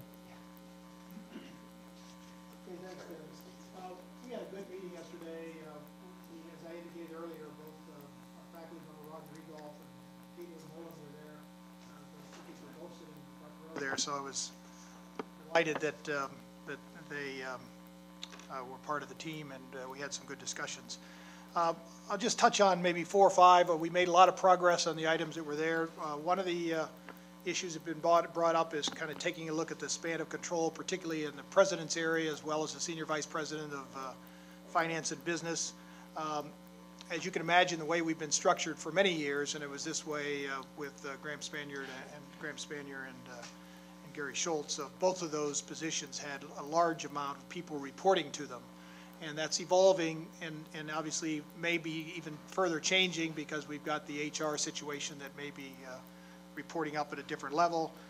We've also got important responsibilities that Rod is involved with the Hershey Medical Center. Our former president wasn't. So there'll be no specific recommendations coming out of that other than the fact that we will be meeting with Rod Erickson and certainly David Gray to talk a little bit about how is this an area we want to make sure that their duties are realistic and they're capable of they're having the proper oversight and control that they need to have, and so it'll be an ongoing dialogue. But we first and foremost we want to make sure that they're just not overburdened with too much responsibility, because in these times you have a tendency to take more on rather than less, and so we want to help with that process. The section 3.1 got into just some of the basic, probably the biggest item that we have, and that's moving along. That's all about structure and composition and eligibility requirements and term limits. We've moved on a number of those things, and there'll be further changes taking place going forward. There's a section on that gets into a little bit about conflict of interest. It's basically disclosing proper financials as you would expect. We've always had a conflict of interest statement. We will be looking at best practices to make sure that there aren't some things that we could even improve upon that from what we're presently doing. There's an area about succession planning and rotation of committee chairs. They came back and said you ought to rotate committee chairs every 5 years or less. As a matter of practice, we've done it even more frequently than that, just the way that we bring in vice chairs and chairs. And of course, we probably, the recommendation coming out of the committee was that we would recommend that term limits would certainly not exceed 5 years and could certainly be less. But with exceptions, particularly where it would require skilled positions, where we may not be able to replace an existing person that is very skilled in that area. Finance and audit would be 2 areas that we think about certainly as possibly having exceptions to that, but we haven't concluded on that. And lastly, an area of I think that was there was a section on conducting the external self-assessments of the board performance. The way it reads is continue to conduct and publicize periodic internal and external self-assessments of board performance. We've had a self-assessment process that we've conducted every 3 years. We started it in 2006, did it in 2009. We will do it again in January of this year. But we're looking at an addition to the self-assessment, and this would be kind of a personal assessment of performance. Some boards are doing that, and I think it's a good step for us. I think that we'll use a similar format than what we're doing right now with our self-assessment of board performance, but we'll also take a look at how to introduce a self-assessment of ourselves personally in our performance relative to what our roles and responsibilities are, and we'll be introducing that in January, and that was discussed at the committee as well. So we're making a lot of progress, I think, in most of the areas, and I'm delighted with the team of people we have in place. Great. Any questions about governance? Jim, just one observation. Applaud the movement towards the term limits of the board, of the chairs of the various committees. As a relatively new member on this board, the first 6 months you're just getting your sea legs. So I just would ask that, and I'm sure you're doing this, is making sure that there is some type of transitional period for the new chairs to come in so that they hit the ground running. They might, it could be a new legal, it could be new something else that all of a sudden they're inundated with 100 different things, and not knowing the history makes for a little rough transition sometimes. Absolutely. Yeah, I think an important a process that we had in the past when we used a vice chair to fill in that role. But I think one of the things we maybe like about that is it's going to help us think about the development of the next person that will succeed the person in place. And I think it'll give us more of a teaching and development role in making certain that when that 5-year time frame comes up, if someone has served that long, that we really do have someone in place that can step into that role. But thanks for the comment. Okay, any other comments or questions? Thanks, Jim. Okay, 2 more. Academic affairs and student life. Mary Ann. Thank you. The committee had a very stimulating discussion on what is meant by culture, and Penn State culture in particular. And we had as many different interpretations as we had people around the room, but it was as I say, a stimulating discussion. We got down into some more specifics of the recommendations that had to do with ethics and values, a values and ethics-centered community, I think is the language that the 3 recommendations used. And we had a report from Yvonne Gedalius about a new program for incoming students, and it's a common reading, and it would involve ethics and values in its discussion. So we applauded that effort. We thought that was terrific. And of course, there are lots of things that Penn State is already doing in this arena, and I would hope that our committee would be exploring what new things are happening with some of these new programs that are coming in. We also are aware of the fact that there are 2 pieces or recommendations that were assigned to our committee, but it so involved staff, and frankly, I didn't feel it was fair to call on them to give us the complete story on these 2 items. I'll tell you the 2 items and then tell you right now that we said we'll take them up in September, give them a chance to get back to us.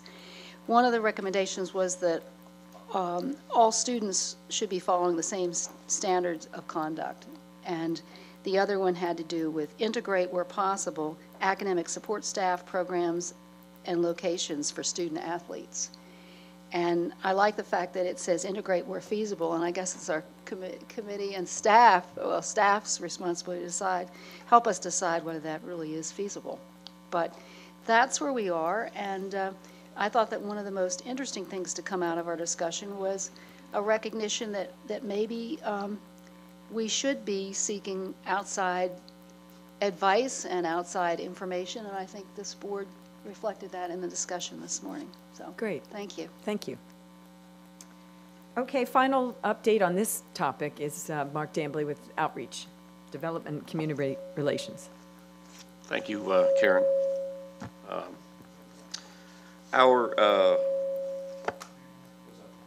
It's there we go. Okay, Mary Ann did it to me. Okay. There were 3 recommendations in the free report that are germane to our committee. And the first recommendation was the development of the Board of Trustees Crisis Management Plan. That plan will be completed probably this week. It's been distributed to all Board of Trustees. They were asked to provide their comments by August the 1st, and then it's being finalized right now. And then I'll be working with Paula to schedule a training exercise in time for the trustees, hopefully at the November board meeting time. I think it's going to be very important for us to have that training exercise.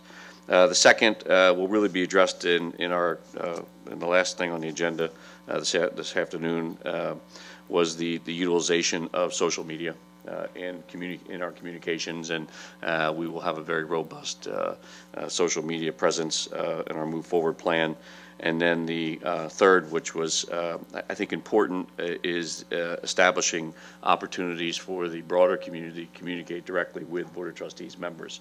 And we need to talk about that. I think there's a preference by the majority to not have, personal emails. You'll have everything come into your business and personal email, but there is certainly an obligation to be sure that anything comes in is distributed. If it's written to a specific person, that they get it so they can respond. And as you know, Karen, we are currently staffing the Board of Trustees email, and it's being responded to in a timely manner. So we just need to decide if we're going to have individual accounts for the Board of Trustees that are then sent to the individuals, or how we do that, and that's something that we'll be working on, and that was it for our committee. Great. And we did have some public. We asked for any comments or suggestions, and we had no comments or suggestions. Okay. Thank you. Okay. Okay, any questions for Mark and that committee? All right. Oh, Rod. Perhaps this is a good point to comment about the Middle States Commission on Higher Education. As you probably saw, a couple of weeks ago, we received a notice of an accreditation warning, which is sort of the first step that could lead to other actions. However, we had the president and vice president of the Middle States Commission here on campus to meet with us on Thursday. Had an excellent meeting with them.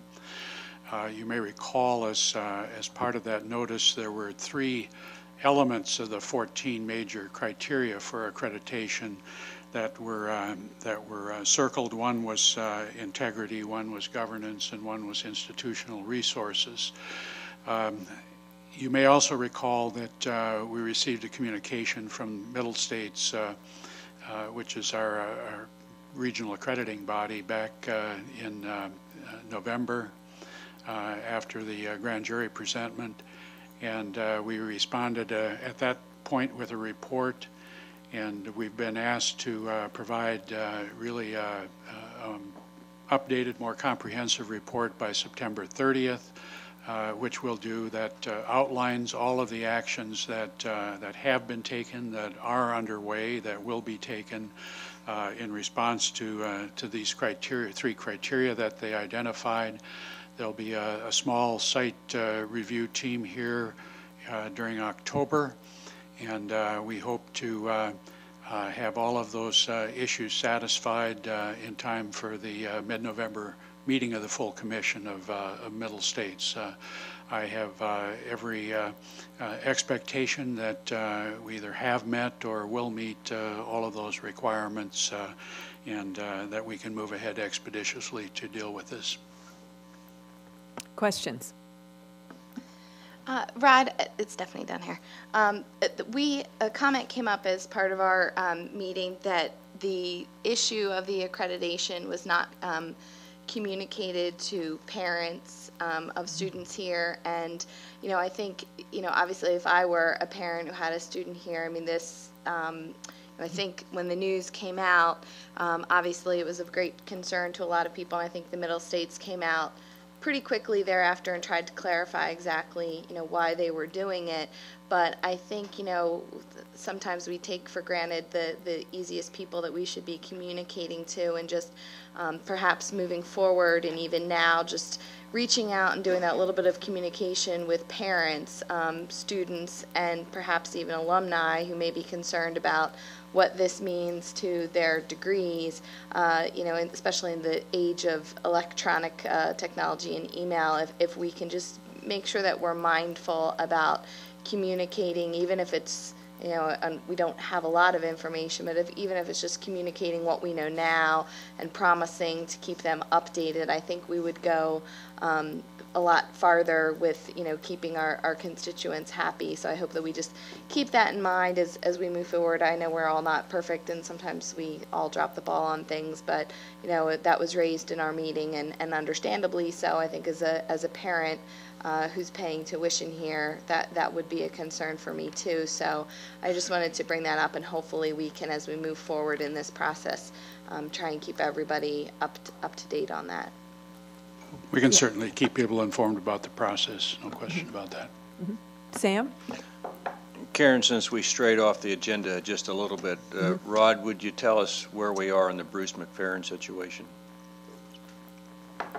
Well, I think as you all noted, Bruce decided to returned to his roots in Ohio by taking a position as Vice President and Dean at The Ohio State University.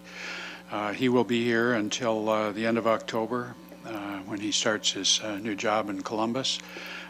We obviously will miss Bruce greatly. He's been a superb leader for the College of Agricultural Sciences and connected in so many positive ways with our alumni, with our constituents in food and fiber industry around the Commonwealth and beyond. I would say well beyond. Bruce has been a real leader in our whole globalization effort. We will very quickly begin a search for Bruce's replacement with the hope of having somebody in place to start on July 1st. We'll make an interim appointment fairly soon to cover us during that period after October. And we will engage a national search firm again.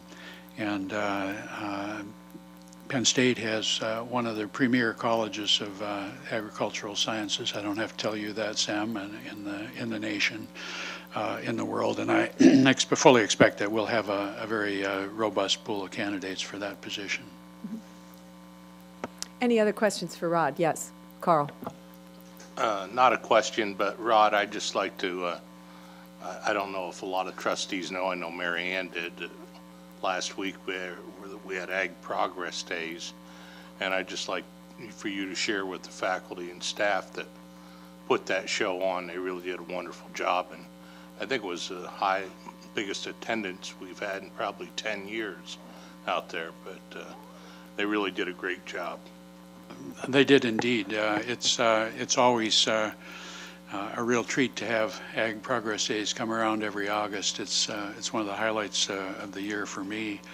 And as you said, it was they did an absolutely terrific job. We had about 500 exhibitors there, about half from out of state and even some from out of country. The staff and faculty and students, very importantly the students of the College of Ag Sciences and beyond, just did an absolutely remarkable job.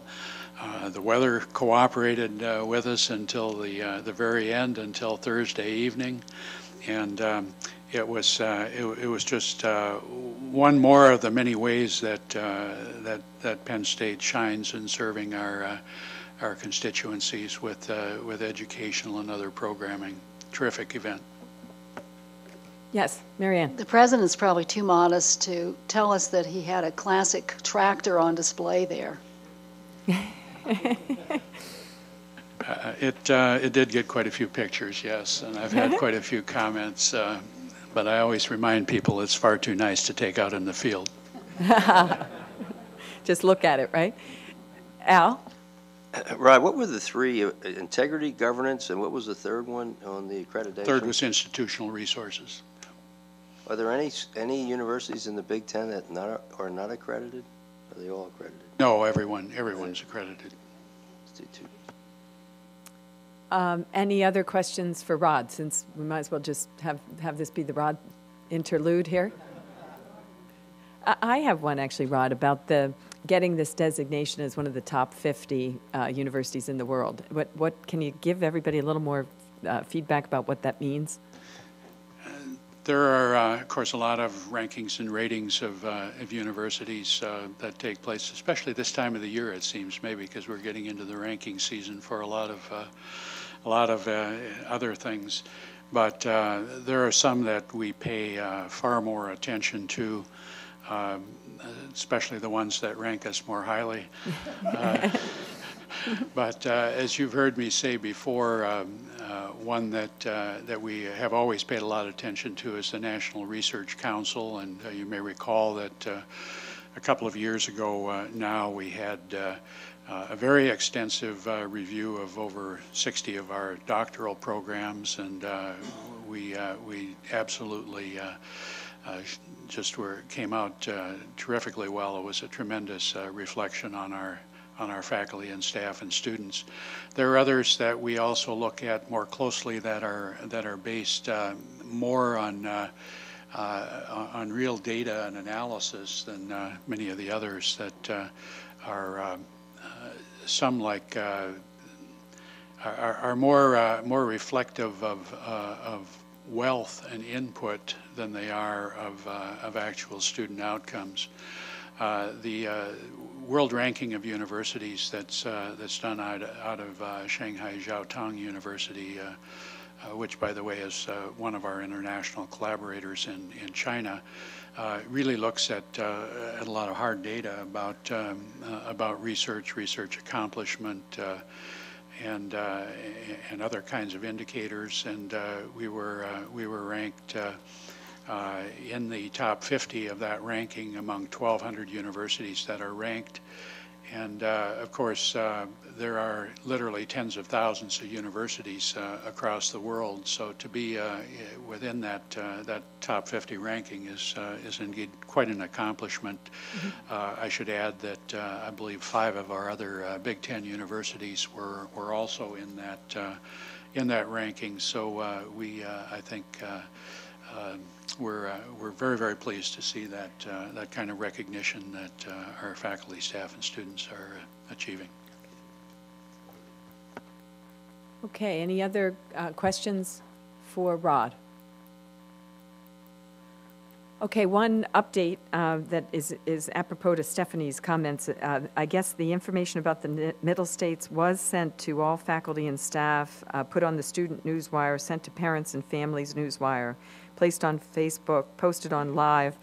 So I think they did actually blanket it. But like any other messages that we try to send, there's always somebody who didn't get it. So just a question with the Parents Newswire. I know, I subscribe to a number of different newswires for the university, and I think I have to subscribe to them. I would assume we must send information to parents about how they can subscribe, or is it automatically that they're on a parent newswire? Does anybody know that? Can anybody clarify that? I can explain. You're right, Stephanie. We give them information now and through the summer about subscribing to the Newswire, and I don't know what the percentage is, but the percentage is rising, fortunately. So I think parents are increasingly aware of that opportunity to receive information and are taking advantage of it, I think. And I can confirm I got every one of those wires. So. Okay, good. Okay.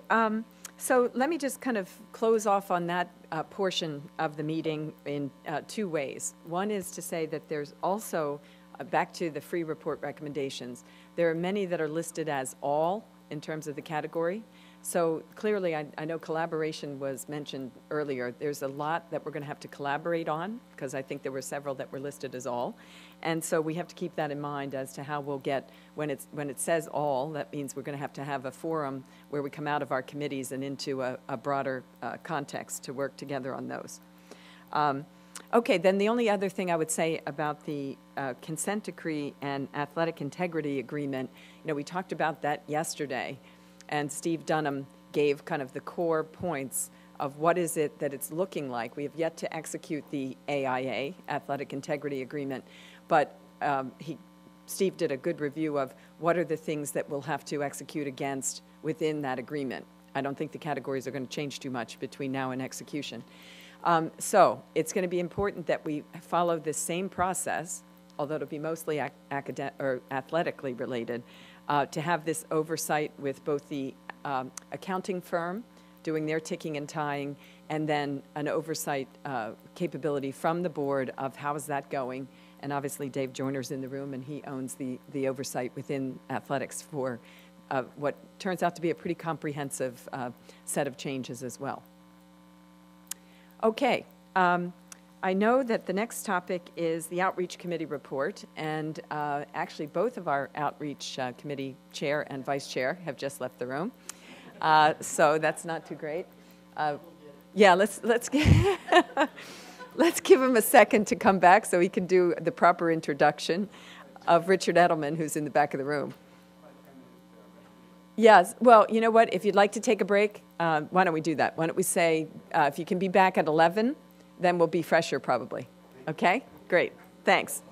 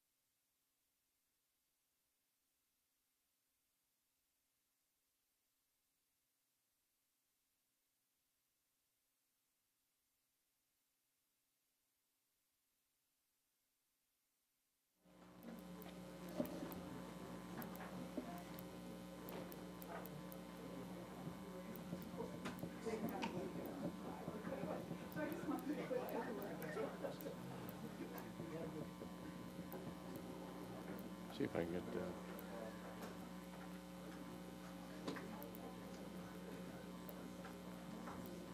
Did we let all the trustees know they're out there?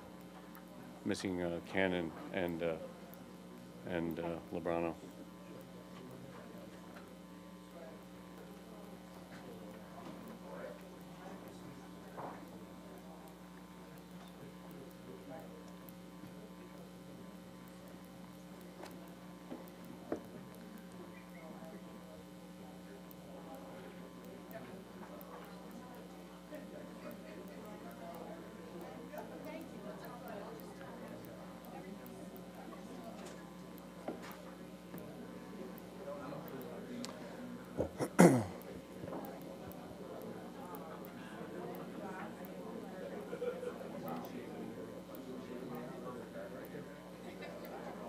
Well, thank you, everyone, for reconvening.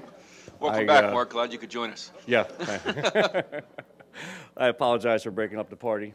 But I wanted to take a couple minutes as chair of the Outreach Committee to express some comments on behalf of Paul and myself. And I think first thing I'd like to do is to thank Rod, the President's Council, particularly Karen and Keith, for their incredible leadership from a communications perspective during these difficult times. Their commitment of time, talents are unquestionable and deeply appreciated by all of us. And so I want to thank you for that. And I want to thank you for leading us as leaders of the administration and the Board of Trustees at this very critical time, to this critical point where we are now able to pivot and begin to change the dialogue and move forward. I think that there will be at another time an opportunity to revisit the past. But today is not that time.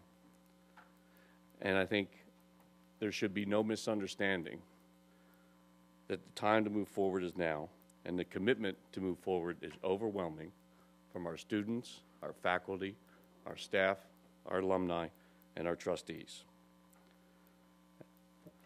I think, as we've talked about in the committee level, it's important to understand how we've come about to develop this plan, this move forward plan, which Richard's going to lay out.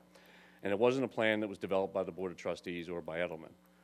The committee has reviewed the plan in its draft form. The executive committee has reviewed the plan.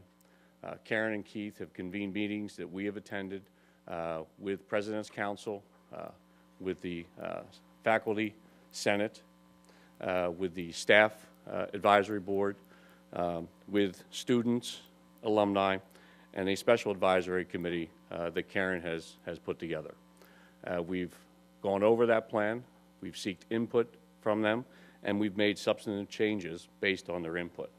So this is not a plan that's been driven by the Board of Trustees, not a plan that's been driven by Edelman, but a plan that has been built by consensus of all of our constituencies. I want to encourage everyone to remember that this is a plan that is going to be iterative. It's going to change as we move forward. The things that are working, we're going to build upon. The things that aren't, we're going to change. So I want to encourage, on behalf of Paul, myself, and the balance of the committee, to continue to give us input through the proper channels, which is through the committee structure, to the changes that you would like to see and what you think is working and it's not working. I think it's really, really important, because as any plan, and this is going to be a long plan, this isn't going to happen overnight, it's going to change over a period of time. The implementation has begun, and it's going to continue, and I want to encourage Richard to come in and talk about the plan at a higher level. We will send out this plan in its form to the balance of the Board of Trustees later this week when it's in the proper form to do so. So I want to thank the committee. I want to thank all of the organizations that have participated in the development of the plan, and I want to thank Richard and his group for being very patient and listening. As you might imagine, we're like herding cats, so it's challenging. Lots of people have lots of good ideas, and it's been a challenge for us to change the dialogue and implement our move forward plan with the things that we've been dealing with. As Karen has suggested, the winds will be strong and they'll be cold as we move forward. But it is now the time to move forward, We have a plan. We need to stick to the plan, and we need to all be behind the plan. There will be a time at some other time to revisit the past, but now is not that time. So Richard, I'd like you to come up and give us everybody's really excited. We're not going to be here till 2 o'clock. So give us the appropriate time to go over the plan at the 20,000-foot level. Encourage questions and comments from the Board of Trustees on your comments, and then encourage them to provide additional feedback as appropriate. So thanks, Richard. Good morning, everybody. It's been good to be in campus for the last 3 days. And the reason is you see the campus coming back to life. Just 3 quick anecdotes. I was in the gym this morning with 5 young South Africans who were here to have the executive MBA program. I came back on Friday from dinner and watched the full house at the soccer game, cheering on the women's team. And then the third is just watching the guys on the frat throwing the Frisbees yesterday. And I started getting nostalgic, but you know, that's 30 plus years ago. Anyway, forget it. It's the way it goes. So let me just talk to you about public relations theory for a minute. We do a study called the Edelman Trust Barometer. We've done it for more than 10 years. And what we see about building reputation has changed profoundly in the last 10 years. And why is that? Well, it's partly because the world's changed. You have dispersion of media. You have dispersion of authority. You see that, in fact, the traditional sources of information, so the CEO of a corporation, the President of the United States, those are the 9th and 10th sources of information in terms of trust, partly because CEOs have disappointed us. Not the 2 in this room, God knows, but you know, some of your colleagues at other big companies. It's just the way it is. And so who are the new sources of information? Well, interestingly, academics, experts, and a person like yourself. What's happened is that it's moved from traditional sources to non-traditional sources. So the Facebook effect is something very important. So why am I talking about all this? Well, in fact, it informs how we do what we do in the next phase. I also want to tell you that since 2008, it used to be that companies and institutions were trusted because of their performance and because of an outstanding leader. What's changed is, today, organizations that communicate frequently, openly, and honestly achieve a high degree of trust. Transparency matters more than any other factor in gaining trust. Great products and services and transparency. So the how, the why, the what you do all matter equally. It's no longer just who you are. It's not the superstar anymore. It's how the organization communicates. So in that context, I want to just tell you that we have been playing defense for the last 4 or 5 months, since we've been engaged 4.5 months ago. The Sandusky trial, the Free Report, the NCAA sanctions, all of these have, you know, put us in a position of back foot. And in a sense, all we could do was be responsive in those ways. Now is the time, as Mark said, to make the pivot. And there are going to be days which are going to be tough days. You know, I'm not going to try and gild this for you. You know, the first Sandusky victim and, you know, those kinds of things are just going to be continuous stream. But the key point about reputation management is you cannot go into your tortoise shell and wait for things to change. You have to now go out and begin the hard work of rebuilding the reputation of this great institution. And the reality of the institution has to be coming out because so much of it has been overshadowed by the events. So let me just try to tell you then the go-forward strategy.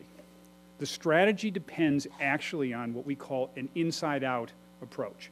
And what we are doing, folks, is we're going to activate the students, the faculty, the alumni, and third-party allies to tell our story. We're going to go from inside out. That is a clear choice, and I think it's the right choice. Second point, we are going to run simultaneous programs on defense and on offense. We have basically just been doing defense, and rightly so again. But the offense part of the program is now being stood up. And some of these are going to be small wins, and they're going to be incremental, but we must begin the process of reputation rebuild. Our messages are as follows. We are a national leader in academics, athletics, and in service. Second, we are vital to the community, the local community, the national community, the global community. Third, we are committed to reform of governance. And we're going to leverage multiple channels. Our goal here is to have, in a sense, a reinforcement across these multiple channels. Paid media, non-paid media, allies, third parties. We have to have a constant repetition of message. Why? Because in today's context, a person has to hear something 5 to 7 times before he or she believes it. To your point about were you informed as a parent or not, it was there once, maybe it was there twice, you needed it 5 or 7 times. That's just the way the world is, because people actually have 8 daily sources of information. That's the statistic today between blogs, Facebook, mainstream media, other things. It's 5 times you have to hear it, at least 7 times. So our program falls into 4 buckets. First is research. We have to message test in order to go out with that which is going to work. And remember, you've got quite different constituencies. So that which works in the external world must coordinate well with that which we're talking inside. So we're going to talk to key audiences with messages. Second, and by the way, we're also going to be doing testing on how we're doing. So we did a baseline 4 months ago. We're going to go out in the field quite shortly, and then we're going to go out at Christmas. So we will know how we're doing against multiple constituencies. Second, remember I talked about the inside-out strategy? Well, that's what we call activate. And our first goal is to activate the Penn State family. We're going to give the family a chance to talk and contribute to the dialogue. We've been too silent from inside. We have to stand up those channels, young trustees, others who have the opportunity to speak in a credible fashion. Then we're going to engage. And we're not just going to engage in a classic way. We're going to engage with influencers. And I'll tell you more specifically about that. It plays off the blue and white advisory board idea. But there are those who have a disproportionate voice in the conversation, who are the first people mainstream media go to for questions and comments at the New York Times and others. We know who those are. We're going to reverse engineer to talk to them to make sure that they know what we're doing. Because I can assure you that in November, the first anniversary stories are going to be coming. And we have to play backward from the first anniversary stories and try to make sure that those stories are the good ones. And then the last is amplify. We've got to be telling the good news stories about Penn State. You know, this Millennium Center that you've set up. We have to have an official launch of this.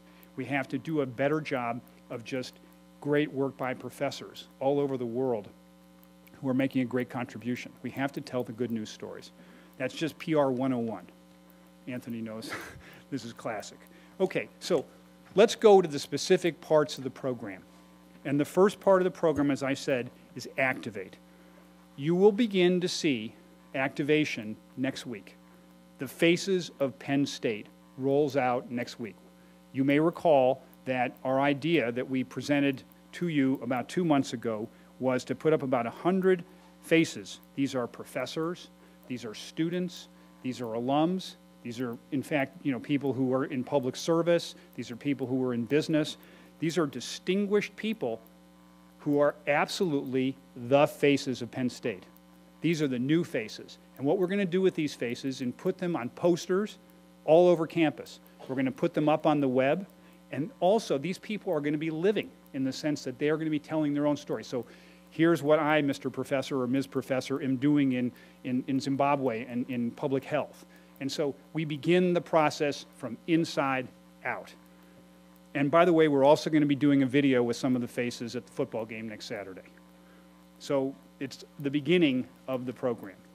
Second, we're going to be activating alumni. We want absolutely for parents to tell how happy they are with what their students and children's students are doing at campus. We want to be sure that we give them opportunities to write op-eds. It could be in local media, back home media kind of thing. So again, it's inside out. Third idea, and by the way, I do want to make a point. We believe strongly that paid media is something for a year from now. It is not for today. We have to earn the right to do paid media. We think there'll be more criticism of us in the short run if we try to advertise our way through the crisis. This is a BP kind of solution is not appropriate for Penn State. It is a bad use of money relative to the impact. Next, I want to talk just briefly about what we're going to do in October for the Ethics and Child Protection event that's going to be down the road at the Milton Hershey Center. It is important that Penn State participate actively. Please? It's here, sorry. It's on campus. Corrected, I stand corrected. It is an opportunity for us to engage with experts on child protection. It's an opportunity for everyone to understand how committed this university is to this problem. We do not want to dominate this event. We want to be an active participant in the event. So that's an important distinction. And it's a chance for us, again, to talk about our go-forward language. This is a key moment for us. Okay, next phase, engage. Now, the key point about engage is we have a new mantra, transparency. And we are going to go out and show the world how we do what we do. Remember I told you the trust barometer data? It's really important that we show how we're doing what we're doing. So when we have the Presidential Search Committee stood up, we're going to say, here's the search firm we've hired, here's the process we're going to use, here are the kinds of candidates we're looking for. We're going to lay it all out. Second, we have an idea about what we call the Penn State Governance Report. We want to actually do an annual report on the steps taken to implement those items of free that you decide to enact. So we want to, in a certain way, just as John or Ken do a CSR report for U.S. Steel or Merck, this is our version of a corporate social responsibility report. Here are the 10 items that we have agreed to do. Here's our progress. We may not be at 100%. We may be at only 25% or 50% on a couple of these things. But the fact of our being transparent, the fact of our going out and saying, here's where we are, here's where we're going, here's our commitment, is vital to the credibility of this institution. Next, we are going to have Rod and Karen go to New York and go to Washington and visit the national media. Again, this is something that we must do between now and middle of October because the stories that they are considering for the first anniversary, we have to shape. And again, we have a lot of progress to report here. And we're going to absolutely participate actively in shaping those stories. We have a further idea to stand up a sort of specific set of allies, aside from Karen's idea, which is brilliant, of the Blue and White Advisory Board. There are those people who are always called by the New York Times or CNBC or the Wall Street Journal for story comment. And a good example is a guy named Jeff Sonnenfeld, who's the example of the guy on corporate governance. We have to talk to Sonnenfeld about what we've done at Penn State on board governance. We know him very well. It's a very easy thing to do, but we have to touch him because then when he goes on CNBC, he can be saying good things about Penn State. So in a sense, we're reverse engineering. Matt Millen's another example of somebody in sports who we have to talk to. He's got the podium on national television every Sunday, and we have to be sure that he knows exactly what we've done to advance the cause. So we're reverse engineering for this national media program. Now, on the blue and white panel, we just have a couple of suggestions of people who are big names who really can help us. A person like Vartan Gregorian, who's chair of the Carnegie Corporation, is a former university president, is well known in education circles. Robert Gates is someone who was a Texas A&M president, also Secretary of Defense. These kinds of people are very important to us to get into the conversation about Penn State. In addition, we completely agree that we have to have somebody from the technology world. Someone like Ginny Rometty from IBM or Todd Bradley from HP. These are big name people in Silicon Valley. We have to have a connection into the Valley. Not only for fundraising, but also because they actually have some sense of where technology is going. So we want to use those people in the Blue and White Committee. Now, Mark absolutely talked accurately about social media.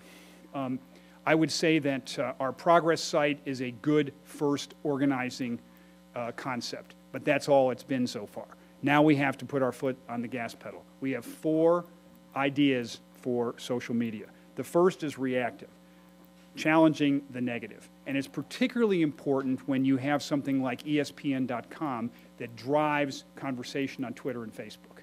And you can see the bounce on Twitter. As soon as ESPN posts, boom, Twitter goes nuts. So our theory is when there are specific factual issues on which we can engage, Spanier, whoever, those things that we feel as if we ought to have some comment, accreditation, whatever those are, just short and sweet, 2-liners.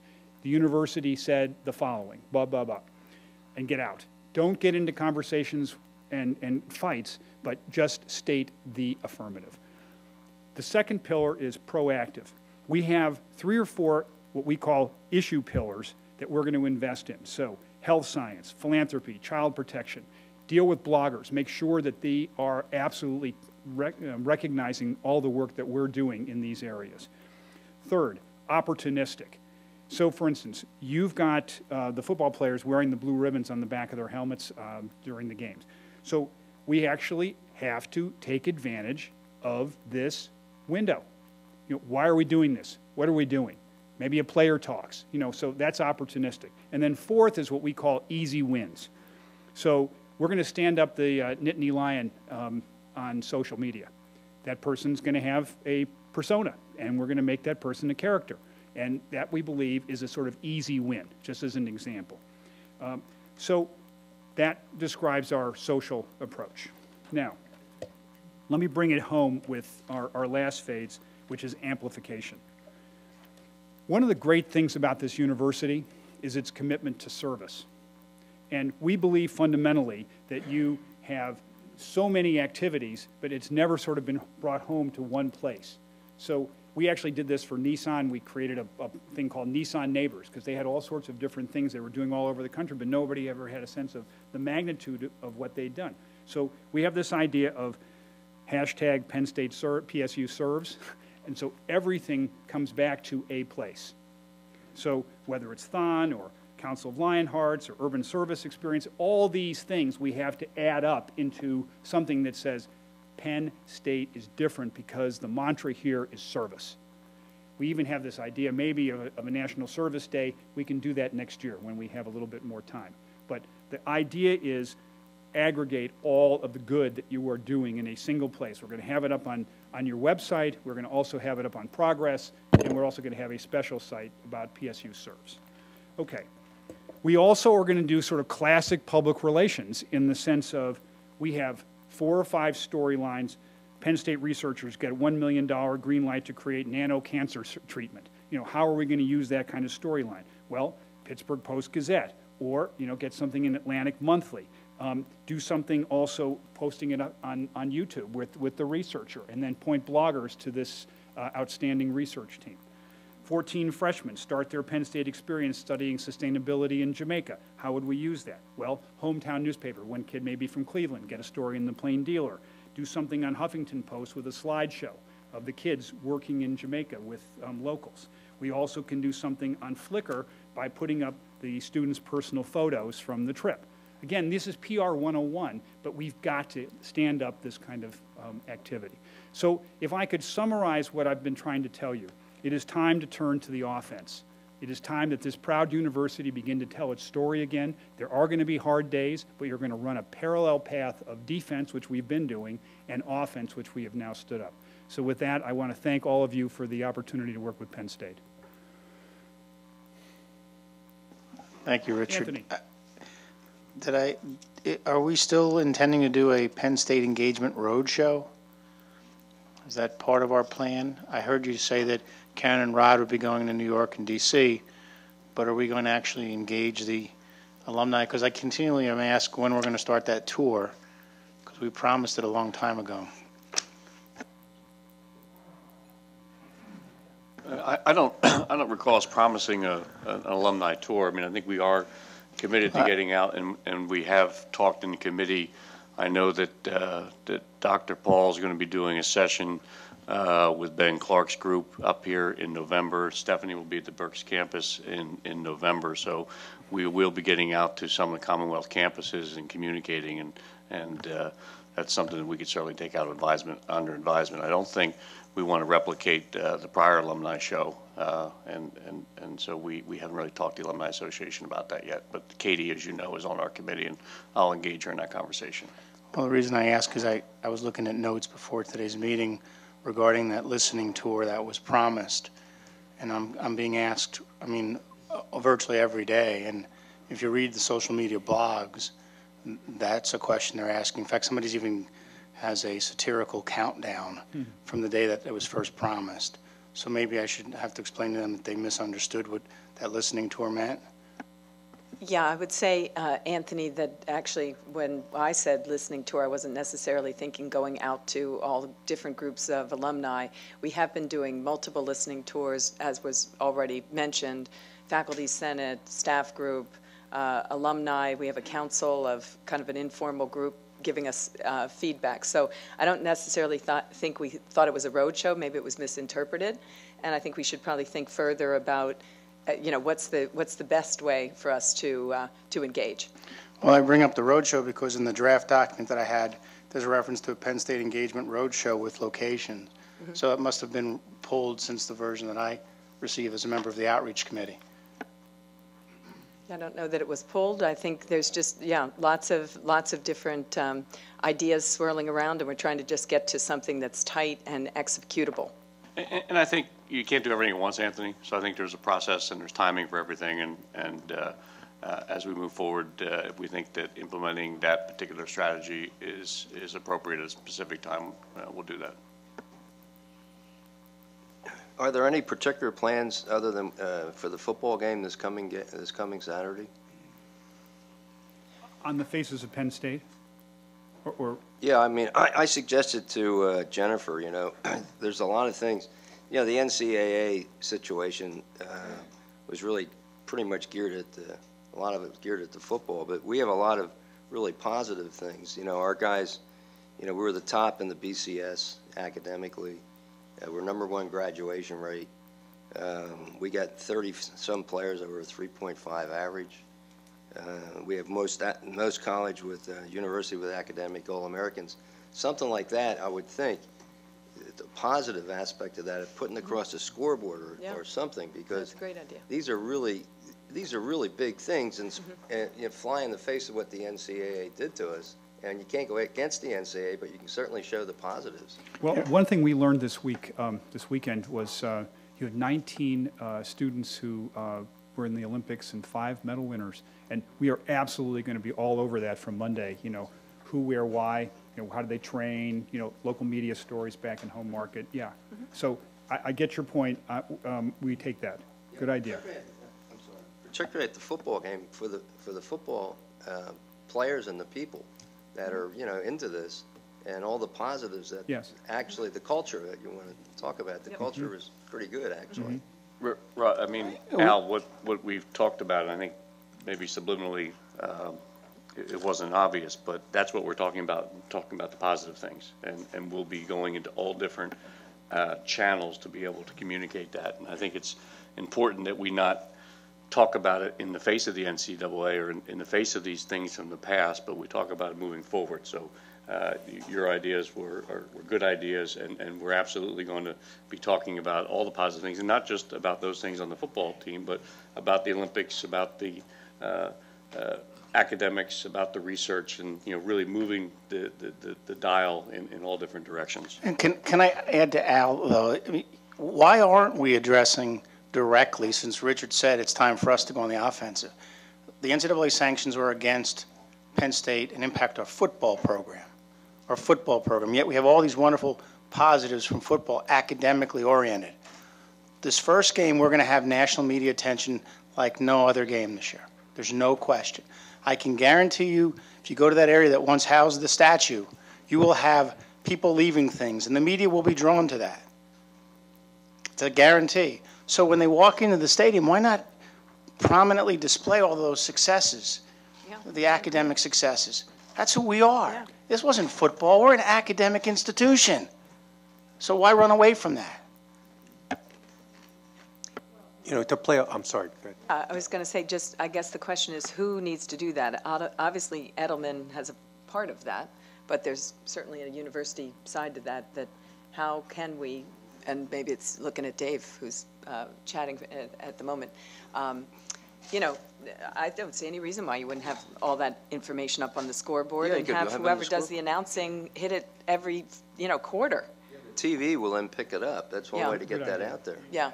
Dave, we're having a conversation about at the first game, which is probably going to be the best chance we have for national attention for all the great things that we do in athletics.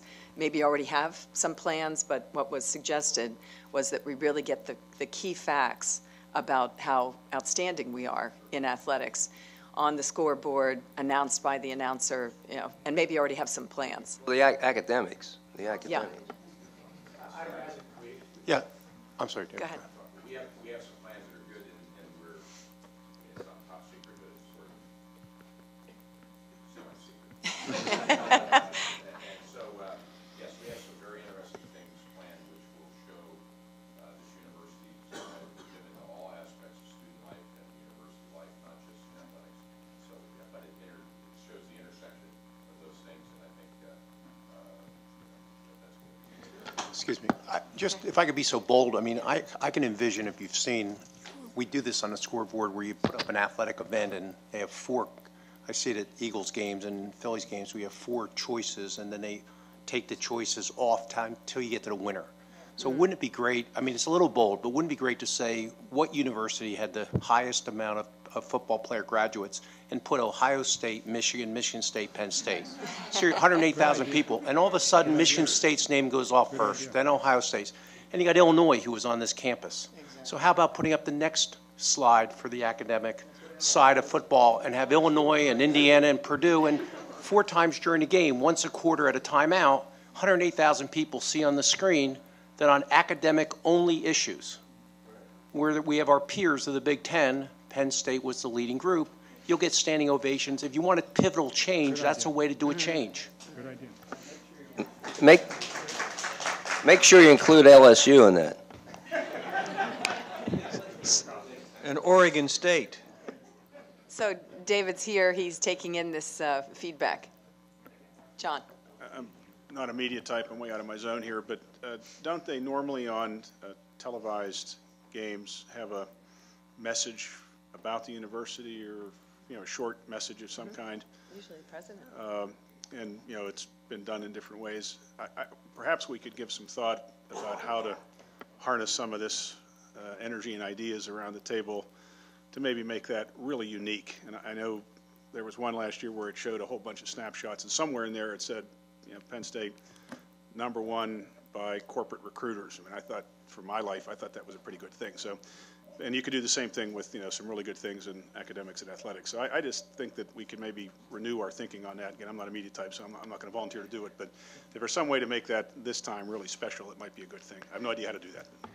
I agree with that, and I'd also say that while I generally agree with the comment that this is not the right time for paid media, even if we had to take a couple of seconds on our own football game to communicate with everyone. You talked about our alums. We'll have an opportunity. They'll all be tuned in at noon next week. We have an opportunity. We'll have a captive audience. We'll have an audience that's very concerned about our football program in the future. Hopefully our team performs very well on the field, but I agree. This is a great opportunity for us to lead with the academic aspects of our football program, which frankly, way before all this ever happened, if we were to lose a ball game to Florida on New Year's Day, I felt really good because I knew how many players we graduated. And so we may have been on the downside of the score on the scoreboard, but we were the winners as it relates to what our values are. So I would think that next Saturday is a unique opportunity in our programs, on the scoreboards, on our public service announcements, and maybe even to take a little bit of paid advertisement just to make these points about who we say we are. And Richard, it's an ESPN game, so I'm sure you can get a paid buy-in. Well, actually, you can buy an ad, probably 90 seconds. I mean, you're not going to get a whole lot more in a game, but. And the right person to express that is actually maybe one of your student athletes, who maybe is the co-captain, who's maybe a 3.5 student or something. Let me find this out. May I add, I believe there is a student on the football team who has a 4.0 GPA in mathematics. Well, that would be a really good, credible spokesperson. That's great. Dave, I know what you were saying, and you said that to me the other day about all aspects of the university. And I agree with that. But I think here you really got to extol the virtues of the football on the academics. I mean, really, because how many teams? And you look at this, and look at the academic All-Americans we have, and look at the Big Ten academic All-Americans we have. You know, this is what has to get out there now.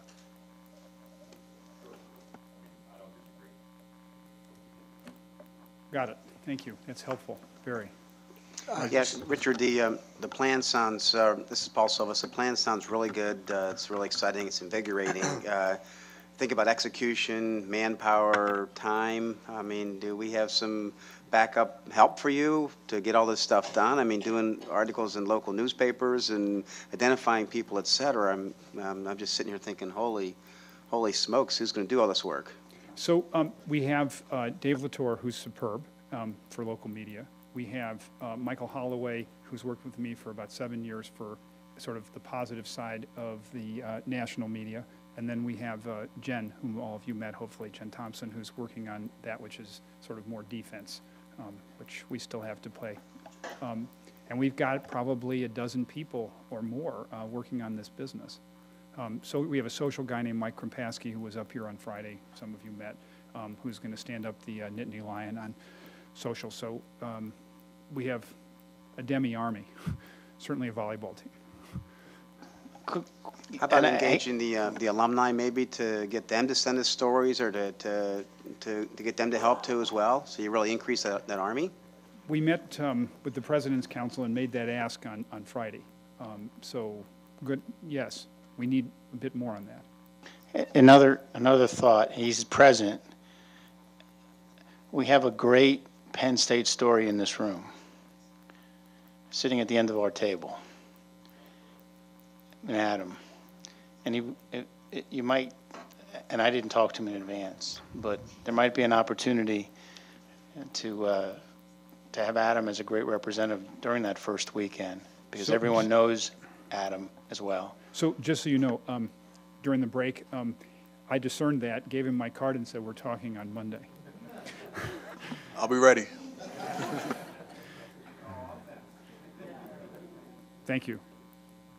Brian, you were trying to say something. Well, I think this is all fantastic, but as we move forward from that, if we get off that, I think that, and you talk about service, I think we should be reminded that in 3 weeks from now, the Michael Murphy Park is going to be dedicated. And people that don't understand what that means, Michael Murphy received a Congressional Medal of Honor. That was the first one ever awarded in over 33 years.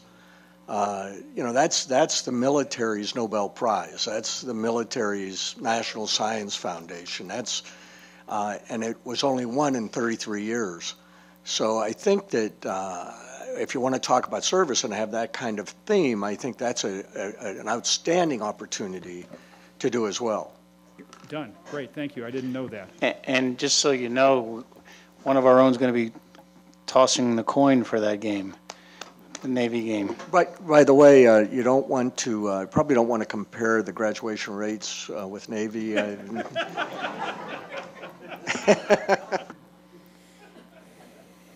One more thing on that.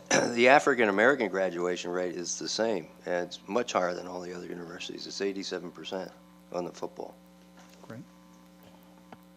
Other questions for Richard? On what Ryan just said, it's not only about somebody getting the Medal of Honor, which is, of course, everything that Ryan said, but this is a class gift from other students, the class of 2011.